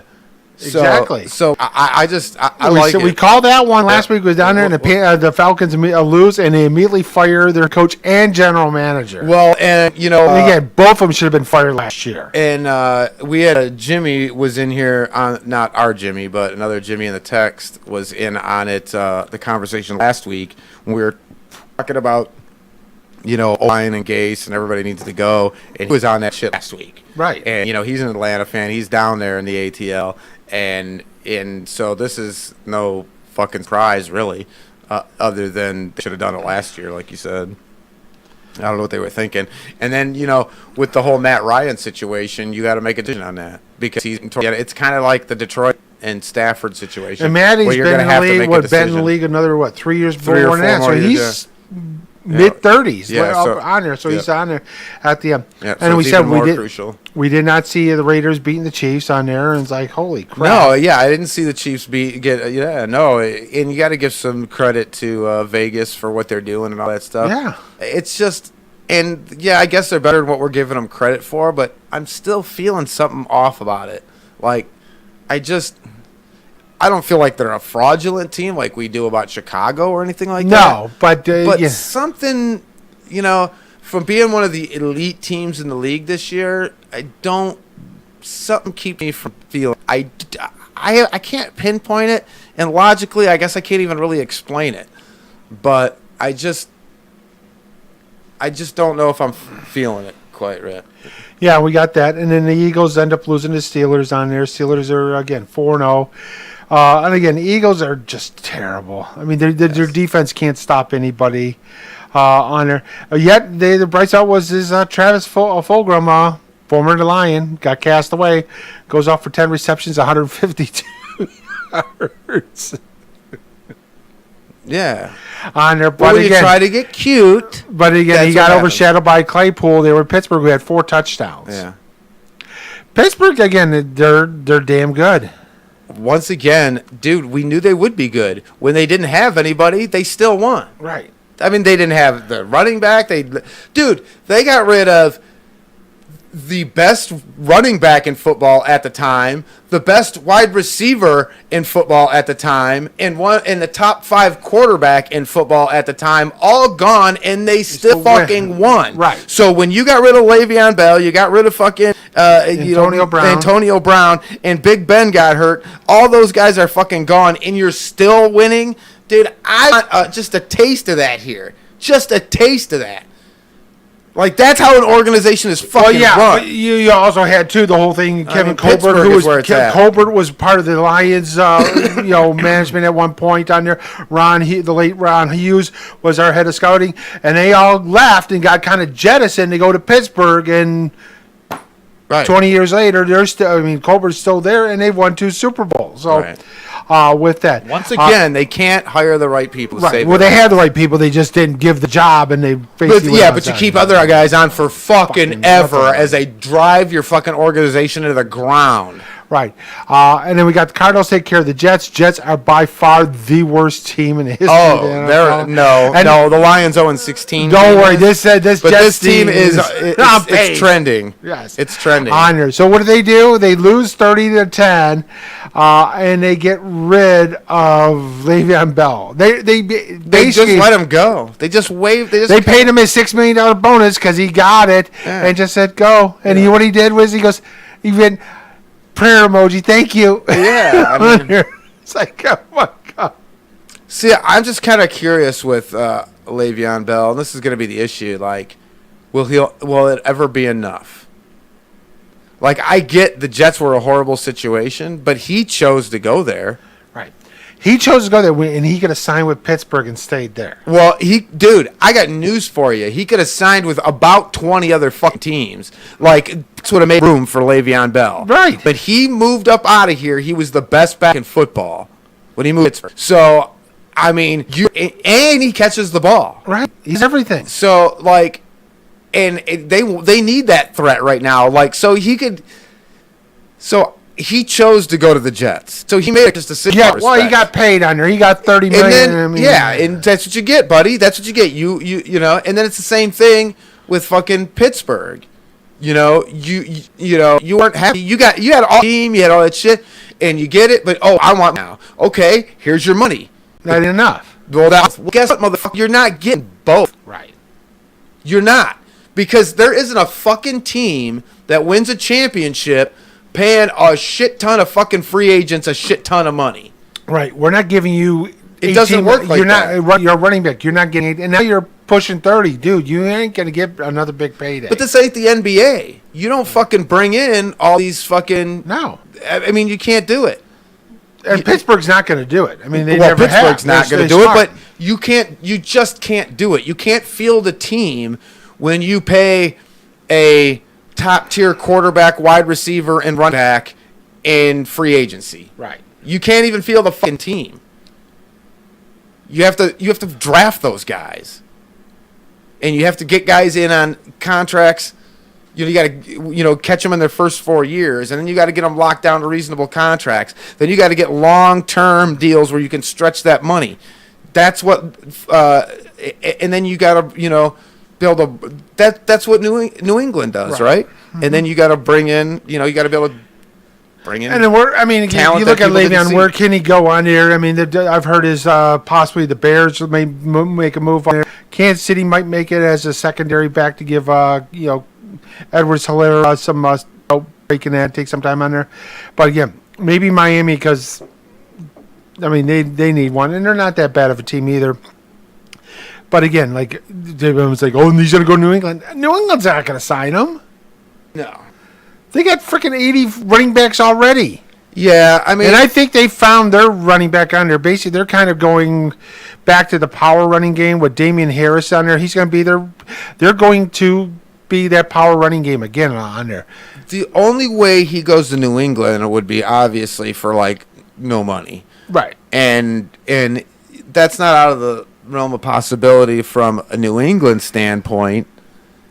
But does, Le'Veon say, well, I see. He's going to want to get paid again. Yeah, like maybe I want to get a little bit more money. I know I got paid some stuff, but like maybe I want to, a little bit more, and maybe I can, and New England isn't what they used to be. They don't have the GOAT anymore, and I don't know how long Belichick's going to be there. And maybe I go somewhere else. So that's kind of more the way I think of it as far as him going there. It just doesn't seem like a good match. Not that it couldn't be done. I just don't see that it's a good match for both parties at this time. Personally, if he wants to get a ring under, Kansas City. Well, that's going to be the obvious one. I don't think Kansas City can do it financially. No, they're not going to pay him financially. So, I don't think anybody's out there that's got the ton of money to financially to jump on it. Well, I think you could be surprised. Someone will make a crazy splash, but where I go? I go to Seattle. If I'm Seattle, bring him in, and I go with. Yeah. I mean, telling me that's not the fucking missing piece for them right now? Because right now, defense isn't an issue. It doesn't matter if you can fucking stop people or not. You have to outscore them. Right. I mean, that's the way this season is going. You got to take a little bit of pressure off Russ. And again, Russ can throw to him, too. To me, that is the move. That's the team that you want to manipulate yourself into if you can. That's a team that could benefit from that. That's a team that's got a scheme that works great for you. Yeah, the only downside is I think they're really tapped with the salary cap on there. And again, another one might be is because they're beat up and everything. We'll see what happens is 49ers. Yeah, but why? You're not going anywhere. You've lost the war of attrition. Why spend that money for that? So you have to look at teams that are Super Bowl ready. Like they are a one piece away from being in the Super Bowl. And I don't think it happens in Green Bay, but I'm looking at teams that are what are they a player away from being in the Super Bowl? Well, Green Bay doesn't need running Tennessee. game. If they put him with Henry, because Henry don't catch. No. Holy crap. And then Tannehill don't have to be any more than he's been. Right. And then they're a favorite. That could be, that could be a great pick on there because you look at it on there because it gives them another weapon from the passing game. A.J. Brown's back on there, so he's healthy. You got a great young tight end with Jonnu Smith. You still got Corey Davis. You got a really good defense-wise, and you got a good offensive line, and you've got the hammer too with Derrick Henry. Right.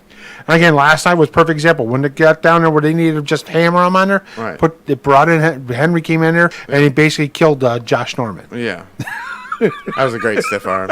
Although, I'm going to show you, there's a stiff arm. I can't even remember who it was because nobody even fucking knows his fucking name for Pittsburgh that threw a sick stiff arm just like that once and ran 74 yards for a touchdown. Can't remember the guy's name. Some fucking white dude, tight end from Pittsburgh. Dude, you wouldn't even know who the fuck he was. Nobody does. He laid one that was just like that, almost worse.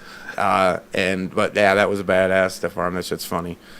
It'll be forever being a meme. Holy fuck, Pedro Baez is pitching for the Dodgers.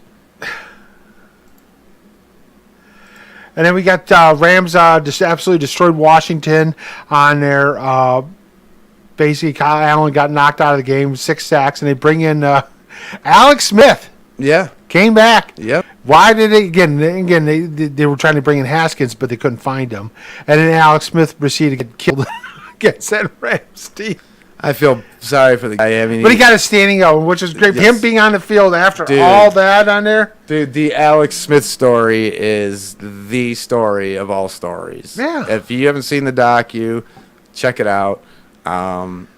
if you don't have a whole new respect for fuck that guy and his toughness, mentally, physically, and all that, I don't know what to tell you. That is one of the more like inspiring sports comebacks that I've seen. If he doesn't get comeback player of the year, then I don't know what the fuck they have the award for. No. I mean, it's that simple. It's that simple. And then we got the Ravens got pissed off and took it out on the Bengals. Welcome to Cincinnati, Joe Burrows. I don't know what to say. JoJo is like, I don't like this. I mean, he looks great, and he's got it, but he's got it all over his face because they can't protect the guy. They can't. I mean, they just got killed in every aspect. Got that. Texans took care of the Jaguars. Jaguars who we thought they were on there.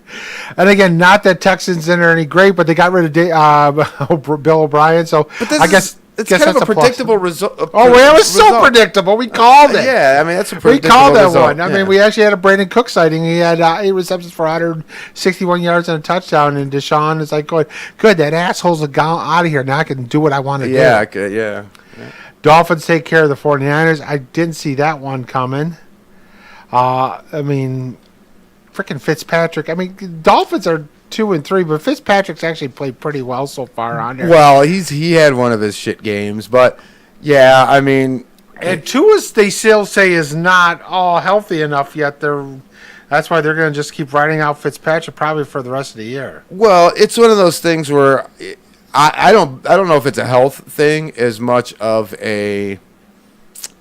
So like when you recover from an injury, there's a certain confidence factor on your abilities in your body to hold up to the rigors of what you're doing. And so if he is questioning that from a physical standpoint, or it looks like he's concerned about that, then it will reflect in his play and what he's doing in practice. So they may be taking all that in there and thinking, well, he's a little reluctant, maybe he's still a little sore. Even though he's all green lighted from the doctors, doesn't mean he's not got some kind of residual side effect, whether it be mental or physical. Fitzpatrick is not, he's magic and not tragic at the moment. Really, what benefit do we have from throwing him in the fire right now anyway? No. So we'll take all those in combination, and I'm not starting Tua probably this year anyway. No, I wouldn't start him on there with it. So I mean, it only kind of makes sense to me, but I guess it just depends on how you look at it. That's I agree, because I wouldn't start Tua because you got nothing to gain this year anyways. You're not going anywhere with it. Right. And wait till you get another cog on here because they got tons of draft picks anyways again because they fleece people. Well, yeah, and if they fleeced Bill O'Brien. They got like another number 1 and 2 this year. But they're not going to be able to do that anymore because he's not going to be able to. Thank God. Yeah, they're going to have to find somebody else to fleece. Browns took care of the Colts there. And again, Phillip Rivers is 170 years old. His arm is noodle. Wise there on it. But they can't protect that guy. They can't. Well, again, because they got the receivers get no separation, right. So it's like you got nothing going on there. No, he's a statue. Oh, he is terrible. So if he stands there and they don't get separation, they can't hold him out forever. Right. They can't put him in a bubble. So I guess I shouldn't say that they can't protect him because it's not like they can't. They can. It's just how long can. And he can't throw downfield because his arm is shot because he took a beating under. Because again, he did take a beating. Yeah. On all those years in San Diego wise because he has a great team and they just pulled everything away from him and left him with nothing. That doesn't sound familiar or anything. Let's how's Houston feel? Cowboys beat the Giants and Dak Prescott is gone for the year. They barely beat the fucking Giants because their defense is terrible. It is fucking horrible, and guess what? They're still gonna win the fucking division, right? Because the East is terrible. Yeah, and you know what? And it's still going to take a fucking ginger to get them right. It'll be 7-9 to win that division. Watch. Yeah, we've seen it before. Yeah, the NFC East is terrible. On there. How would you? It's kind of funny. The Cowboys blamed a ginger for all their problems, and now they're going to have one come save them. Yeah. Watch, because you know what you're going to do? Give the damn ball to Zeke 25 times a game and see let him do it. Well, and if you do that, and then you have a pure pocket passer that has a good running game, Play action. then all of a sudden And they've got great receivers. right. So you might actually have something there. The only problem is it's a different skill set than what Dak brings. Right. So They're like, gonna have are to- you able to manipulate that? But I mean, so I'd like to see the defense play a little bit better, and I like to see the offensive line, contain. And they lost another defensive lineman too. So the war they're getting killed in the war attrition on defense. Yeah, but that's horrible. And then Sunday night we had Vikings losing to the Seahawks on there. And again, I'm watching that game, and they're like going, and the Vikings are driving down, and all of a sudden it's like, oh, it's 4th and goal from like the 4-yard line, and I'd go for it. I'm gonna kick the goddamn field goal. Right? Yeah. Go up by 8. Yep. What the hell you doing? Yeah. Minute and a half left. The best they can do is tie. Right. Very best they Best can thing do. you can do is tie. And they give him a minute and a half, and Russ became Russ again. Big. Yeah. They Just they got out there. They moved down 90 plus yards in a minute. I just wonder if they've watched Russ's film this year at all. Like, why? Right? Like, remember when they, Peyton Manning had that crazy year, and like the best way they could do shit was like to not give him the ball back. Right. Like they did all kinds of crazy. Go shit. up by 8, and the worst they're going to do is you're going to overtime. But like, I don't know what the. But that was a game too. Is they're up like 20 to nothing, and they lose. Conventional wisdom in that situation would be to make sure you come away with points at the end of a game like that. Right. You always, if you are inside the last 4 or 5 minutes of a game, you take the points. You take the points. Right. Even if you're down, you typically take the points because you don't know, if you don't get it, then you're fucked. At least if you get the points and you do the onside kick and get another chance, you have a chance, right? Right. So, like, if you're down 10 and you've got 2 possessions, you don't just take the touchdown first or forget it. If you're in field goal range and you're stopped, you kick the 3, you try an onside kick and hope you can get 7. Yeah, because And they the were up second like possession, right? as they said, they So were up. so just a common strategy would call for you to take the points. Take the points. So I don't understand what that was. I watched that. I'm like, what the hell? Sometimes you outsmart yourself. Yeah. That You was know? basically, I'm like going, what the hell are you doing? Yeah, no, that's thinking, you know what? You basically, except for that 2.5 minutes in the third quarter, you pretty much dominated the whole game till the last minute and a half with it. Because they had over 200 yards rushing. Dalvin Cook got a pole going, but then Madison comes in and rushes for 112. Yep. You're dominating the game. You're dominating the time, possession, everything, and basically is get the points. Yep. Because then he's got to drive down there and get the 2 point to just tie to go to overtime. Take the point. Never leave points on the ground. I know there's Always get your points. You don't leave any of those points on the field in the last 4 or 5 minutes of a game ever. Freaking idiots. Ever. Even if you're down multiple scores, you just don't do it. So I don't understand. So we got that, and then the Saints came back and won in overtime against Chargers on that one too. That was a fun game to watch as Yes. well on there. But they can't protect that poor kid. No, they can't protect him. And again, New Orleans' secondary better get their head out of their ass because again, they got burned quite a few times on that game. Well, right, because they rely on pass rush alone, and the pass rush is okay, but it's not dominant. and they're putting double moves on them, and they're like, boom. Well, oh yeah, but if you hesitate with these guys nowadays, you can blow them out. And Herbert he's really good. Oh yeah, he's good. Yeah, he's good. But once again, he's gonna have the Joe Burrow syndrome, where you're gonna look at him and go, oh, yeah, he's got it, but there ain't nobody. I was worried about him, and you look around on there, and he don't let anything bother him, and he just comes out there. No, he's ice cold. I mean, they get him some help on that offensive line and that team's going to be pretty good because I think again they've got some tools on offense wise, and then defense too is they're a little banged up, but again guys will be back. Ingram will be back. Derwin James will get back on there, and they'll be pretty decent on there. But again, there's a team that just freaking snake bit because they're losing like has the record for most losses, single-digit losses in NFL history, consecutive wise and that.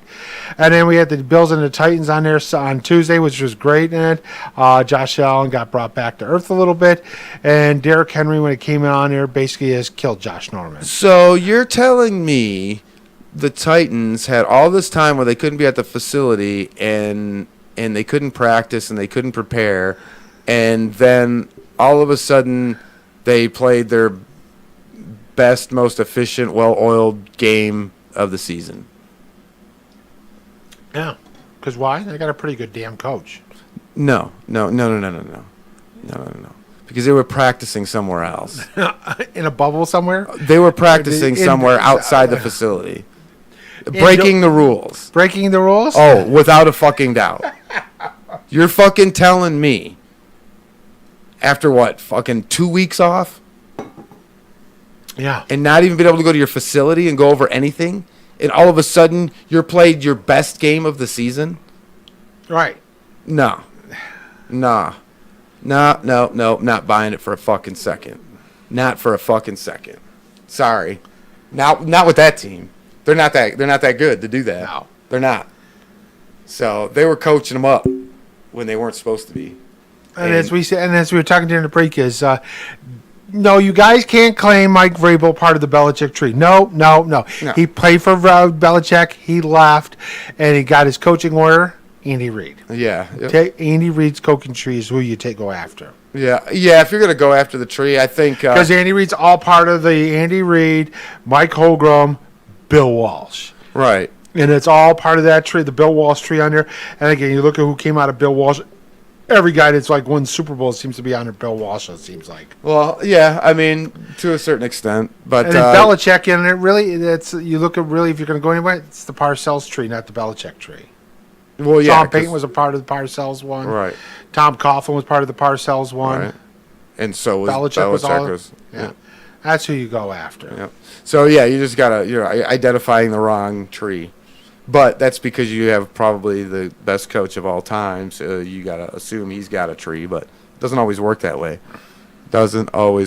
Anyway, Dak's going to be out for a minute. That was nastiest thing I've seen since that fucking Louisville basketball player and the broken leg. It was gnarly. So it has set people's fantasy into a fucking tizzy moose. Yes. Oh, what do you got for him? So we got to get the screen. The internet's running like 100 years old. Obviously, if you got Dak Prescott on there and you're panicking, oh my God, what do I got to do? What do I got to do on there? You're going to have to pick up somebody. Tannehill's probably available on your fantasies, on most of your leagues on there still. Maybe pick him up. Red Ryder BB gun. I mean, he's going to have your guy there, replacement, right? There's a replacement. Yeah. They got the talent around him. Yeah. If he can. Well, we were joking about it. He might do well here. I mean, he's definitely been. He's got a better coach than he ever had. Better coach, better offensive line. He's got better receivers. Team around him. Other than AJ Green on here, but he's got better receivers in that. So yeah, these are not guys that. Might not be are worth picking up on there. And again, if you got Dalvin Cook and he's out for this week and everything on there, don't worry. Get Matson. He'll be fine this week on there. Cook's got the bye week after next week on there, so look at that. If you had Le'Veon Bell, you poor bastard on there. Yeah, I guess the corpse of Frank Gore. Yeah, I mean, I think he'll land somewhere soon. So you just got to do something temporarily, probably. A couple weeks, maybe. Yeah. I would think he'd land somewhere. Yeah, he'll get somewhere on there, and you take a look at that. On receiver-wise, Claypool might not be a bad pick to pick up on there, see what happens. T. Higgins for Cincinnati is probably going to end up being their number one because A.J. Green is just not happy. I don't know why, because he's not getting the looks. But, dude, you're always beat up and you're always hurt now. Right. I mean, he has been healthy since 2016. Yeah, well, it's one of those things too, where that's how these receivers kind of are. They want the ball every time. Yeah, they're always open. They're always open, and it's like tight end wise, Dalton Schultz might be an option there. And again, you look at that. again, I even saw Jimmy Graham's available in quite a few leagues on there. There's one on there. Foles likes his tight end, so Jimmy Graham might be a really good pickup for the rest of the season because Foles is obviously going to be the starter for the rest of the season on there. Right. On it, so I would definitely look at that on there as well. And go from there with it on there. And again, kickers and defenses on there. Don't even talk to me. You want who to pick up a defense? Whoever's playing the freaking Jets every week. Yeah, right. There you go. Pick up Play that it by the matchup. And if you ever pick the Jets in a suicide pool, you are really stupid. I mean, one guy's great, but I took the Jets to win and they lost. Dude, what are you thinking? Always bet against the Jets. All right, it's that time. All right, hold on. I'm trying You to you can pick your nose, but you can't pick your parents. And I don't know if we can pick our games, but we're gonna try anyway. We're going to try anyways. There is no Thursday night game on there because why? COVID. Because, again, that game got moved to a Sunday, and that was Buffalo. All right, so we started right o'clock at 1 o'clock on Sunday. We got Carolina's at home. They're a 3-point favorite against Chicago. So you got we got the Panthers and against the Bears. I mean, the Carolina. Bears. I mean, come on. This to me, this is a simple one, man, because the Bears' record should be reversed probably, and Carolina they've been playing well. So and at home, to me, this is an easy one. Yeah, this is an easy one on that. On there, I like Teddy Two Gloves again. DJ Moore's looking pretty good in there. Mike Davis is looking really nice as a backup running back too, especially when McCaffrey comes back on there. So give me Carolina on that one. Detroit is a 3.5-point favorite on the road at Jacksonville on there. Part of me wants to take Detroit to win, but lots of me wants to take Detroit to lose so they can fire everybody. Jacksonville's terrible. They are. But Detroit's defense is terrible. I know. The only thing this is a hard one for me because the Lions are that bad, in my opinion. They are that bad, especially defense-wise. Yeah. But I don't, again, for running game-wise, James Robinson might have a breakout game. I think Detroit's got enough offense-wise to win this game, unfortunately. I'm going to take the Lions. Yeah, I'm going to take them reluctantly. I just think Jacksonville is just, the Jags are a mess, and Detroit will just kind of steal one out from underneath me if I pick Jacksonville. So, yeah, I'm going to say the Lions, but I ain't feeling good about it at all. No, I'm getting, hopefully, Jacksonville win in the fire. All right, Minnesota's at home. They're a 3.5-point favorite against Atlanta. Atlanta's got Raheem Moore as their interim coach on there. Minnesota's without Dalvin Cook. Matson's going to be fine on there. This might be a game to actually start Kirk Cousins at your quarterback-wise because Atlanta can't stop anybody. I got Minnesota winning this one. Yeah, Atlanta is just a shell of its former self. It's a total mess. And Minnesota's kind of been on the come-up. I think this is an obvious one, too. I'll take Minnesota. All right, Tennessee is at home. Tennessee's 4-0 against Houston. They're a 2.5-point favorite at home against Houston on there. Houston got the first win last week on there. Tennessee's coming off a short week.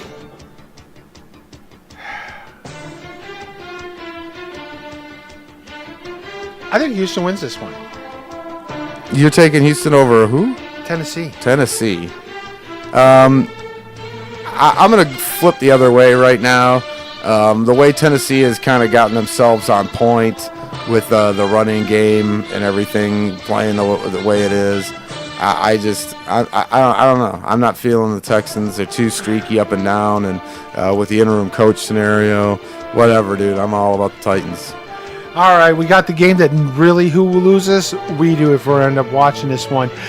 Giants are at home. They're a 3.5-point favorite against Washington. Oh, jeez. Oh, man.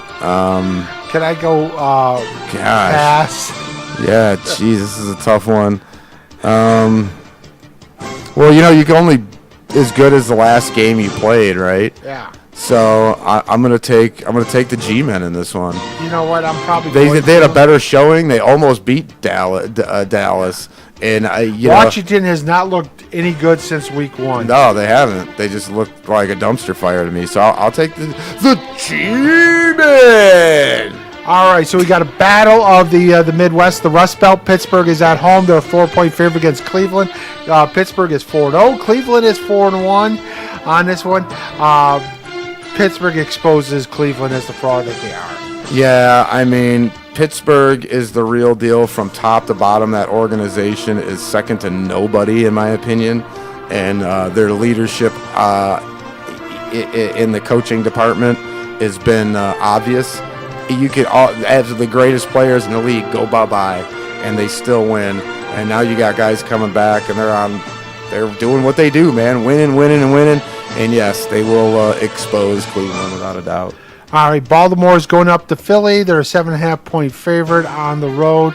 Carson Wentz is literally going to get killed this week on there. Give me Baltimore on that.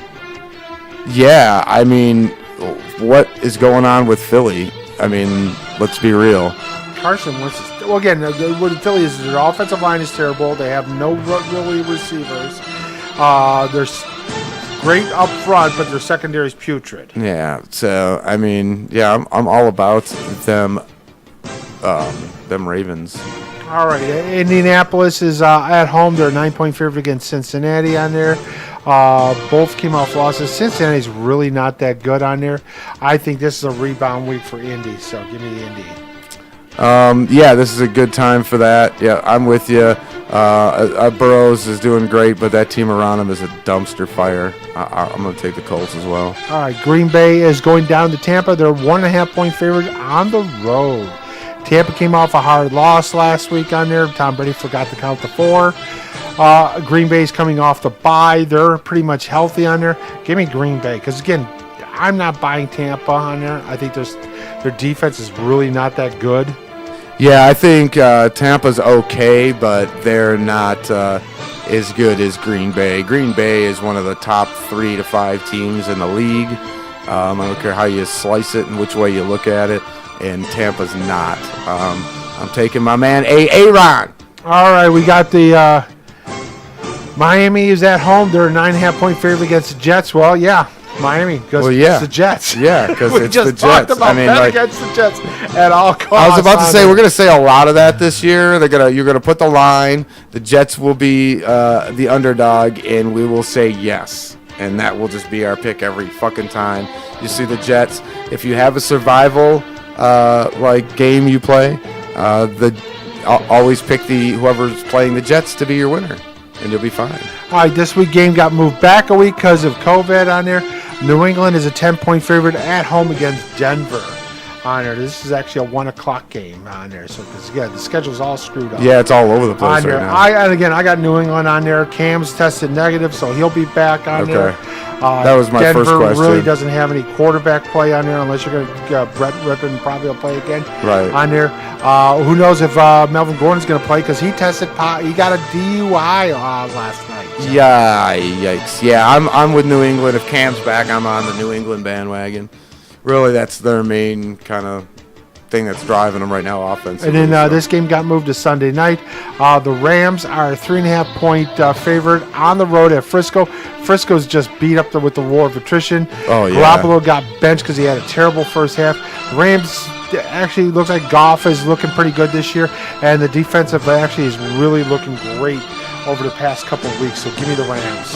Yeah, the Niners, they just, once again, Goff's look good, but the Niners, they're just decimated, especially on the defensive side of the ball. And with Garoppolo playing, I'm with you, man. The quarterback play, the attrition, I mean, everything's there. So, I'll take the Rams as well.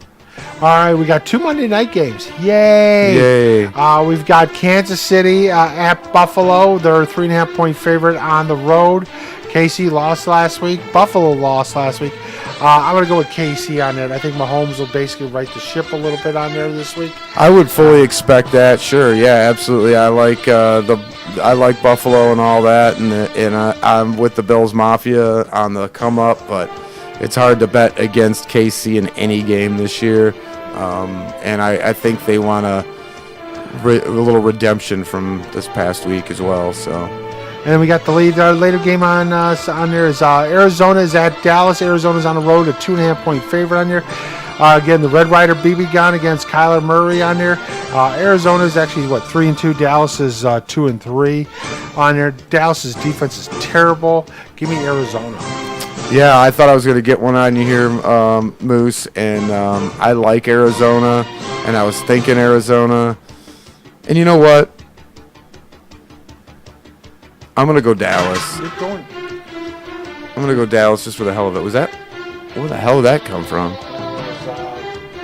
Our mascot. Oh, what in the fuck? Just knocked over a can and case. So. Damn mascot. So there we go with the picks on there. So yeah, there so I we got to go. tell. I'm the Red Ryder BB gun with a big win. With a big win. Yes, just so I could say, haha, you guys needed a ginger to win. Ginger. Gingers have no soul. I know, that's right. So this weekend, obviously, is as we said, some college football wise, is big matchups on there. We were supposed to have a good one there. Actually, we do have a good one. We got Alabama versus Georgia this week. Okay. With no Nick Saban now, unless he's coaching via Zoom. Yes, he got the Rona. He was out with Rona last night. He can't come hang out no more. Look, you could take your college games, and I won't be watching them. I just don't. I can't get on board. I did watch a little bit of the Red River Showdown. It used to be called the Red River Shootout, but we can't say that anymore because that's politically correct. Tom Herman's going to be fired before the end of the season. He's terrible.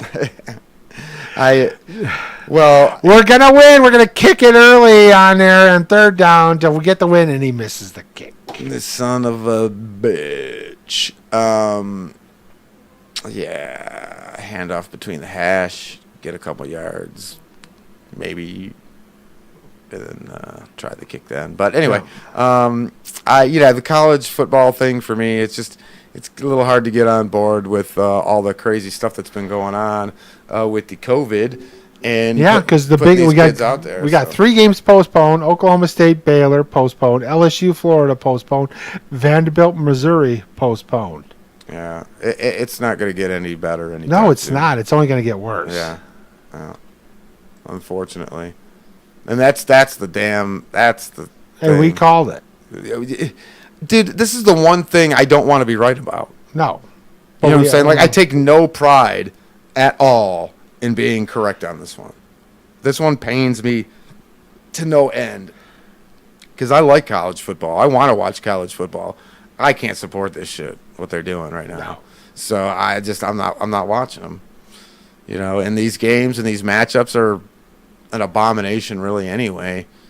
Of what what college sports typically would be. So I want these I'm torn because I want these kids to be able to have their platform and to play their games and to be able to move on to the next level if they're going to and have their moments and have those memories and all that other stuff. But, dude, who wants to remember this shit? You know what I'm saying? Yeah. You know what I mean? Who wants this as a memory? Like, can't we? Why are we just not putting a hold on everything? You get another year of eligibility and everybody moves up and you expand scholarships. See, it's all going to happen now. Because you're going to have the Power 5 is going to separate from NCAA. And the NCAA will oversee everything, but they'll come up with their own division. They'll come up with their own fucking rules on how they deal with that shit. And so you won't have these fucking problems where there's a universal set of rules for every fucking team from fucking, Jim Bob, University in Cornhusker nowhere to, an SEC school or a Big Ten school. They all have the same rules, and they're not the same financial entities. No. They're just completely different. And the way they do business and the way they handle stuff is different. So what's going to happen is and it's going to take a while, but this season is going to expose it, and I think you're going to start having the talks about where you're going to have the Power 5 conferences and Notre Dame and whoever they bring in, whatever they do, and they're going to have like a Division 1, and they're going to have their set of rules, and then there's going to be a Division 2 and a 3, and everybody's going to have a rule because they're all going to fit in this financial window and then the rules will apply to those particular, and then you won't have these fucking issues where you have schools like an Ivy League school who doesn't need to play. No. And then you have Big Ten where they're hemorrhaging funds because they're not playing. And so you don't have this disparity of what's going on because this division does this and they play within their division. This division does the same does whatever and it fits them and they play within their division. So, and then the NCAA will oversee kind of everything, but they won't be the truncating power of anything, essentially. That's what's going to happen. That they're going to neuter the NCAA and make these divisions in line with and then they will take control of the playoff, and then the playoff will be expanded. Yeah, that's what I say. I think they're going to basically go from the 5 power conferences, and they'll just go to 4 super conferences with 16 teams in each conference. That's what I think is. I think in one of the conferences, it's just going to go by the wayside, and it might be the ACC or the Pac-12 might go by the wayside. Or the Big Ten will probably take over Oklahoma and Texas. I think when that happens, then I'll get 16 and go from there. See, this is where it's going to be completely different. Like I said, you're not going to get this whole Big Ten, Pac-12, SEC notion is going to be dead. It's going to be Division 1, 2, 3, 4, A, B, C, D. And it's going to be the top 16 teams in this one, the middle 16, and you know what I'm saying, or so in this one, and so on and so forth. And then the rules and bylaws that they will all follow will be different based on each division. And then the NCAA will oversee and make sure that, you know, within each division, everybody's doing what they're supposed to be doing. That is the future of the college game. This COVID thing is going to is exposing all of that because of the way everybody's doing 100 different fucking things and nothing suits anybody, and you have a shitstorm of a fucking season regardless of what you do. So like any plan of playing fucking games got blown the fuck out of the water when everybody decided to go rogue and do their own goddamn thing.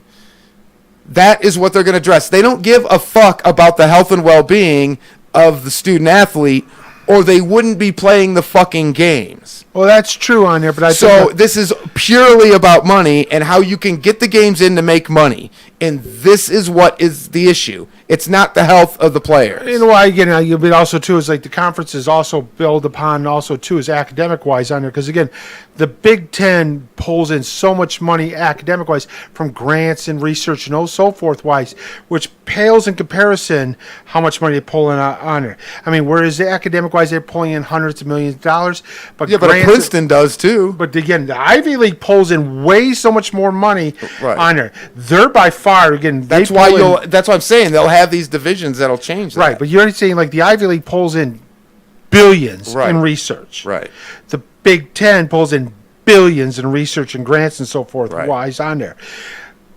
More so than the SEC that pales. Yes, they're pulling tons of money in athletics-wise, but they're not pulling the money in from research-wise and academic-wise because they're not getting accredited on other than Vanderbilt and maybe Ole Miss under are credit-wise, academic-wise. That's why I see this. And again, out of the Big 12, Texas is really good academic-wise under, so they're going to probably move to something where, and they're not making the money on the Longhorn Network, and that's why I see is that aspect. But this is going to be based on your 2 major sports, and then basically it's not going to affect the NCAA tournament, but I think they're basically going to base it around your 2 profitable sports, and that's why you're going to do it. It's not going to be based on, you know, the draw that you're bringing in from other resources. Like, that's not what they're considering. So you're saying you're going to separate academic-wise and athletics totally? Well, yes, I believe that that's what they're doing with that's the avenue that they're leaning towards. Like, if you talk to people in college athletics in these that's the route. Now, like I said when I preface a statement, I don't know that we'll necessarily get to see the benefits of that per se, but that's where they're going to go. So they're going to inch that direction.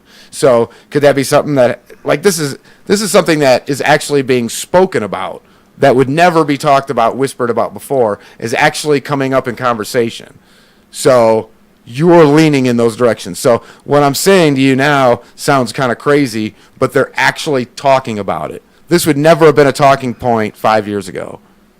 With this COVID shit and the way things played out, this has all of a sudden become a major talking point.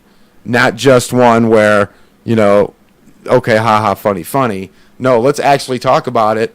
And they've put surveys out to see how receptive, players, coaches, personnel, presidents, fans, everybody, how they would feel in that. So they're getting their feelers out. Like that is a thing. So see, we pulled the ball back in the last hour. Yeah, baby. Look how we do this thing. Oh, shoot. So it's going to be wild what's going to happen with college football going forward. But right now, when you're watching on the field and this thing going on here now, I just can't get behind it, man. It's just, with everything going on, I can't get behind it. It's one thing when you have pros that, can be responsible and they get paid an exorbitant wage and you put all these safety regulations and stuff in place and you have these bubbles and such. I'm even reluctant with that, but like at least that makes sense to me. Putting these kids in these shitty situations, I'll just never get it. Hashtag only pet the head and hashtag fuck Matthew are the two things I've learned from Studio 57. Well, that's great. I'm glad we could contribute to society in a positive way. Thanks, Mike, Aaron A. Rock, Dave, Beer Can Dan, Joe, everybody that got in on the text and hung out with us for a couple hours today, even if you only got you for a few minutes. We appreciate you each and every Wednesday. If you missed anything, go to YouTube, check it out. Go to studio57radio.com, check it out. In the meantime, we will try not to be such a debacle next week. Haha, no promises. No, I'm all for the debacle. Peace out, brothers. Love you guys. Peace. You're listening to Studio 57 Radio, your home for underground hip-hop, rap, and R&B. Studio 57 Radio.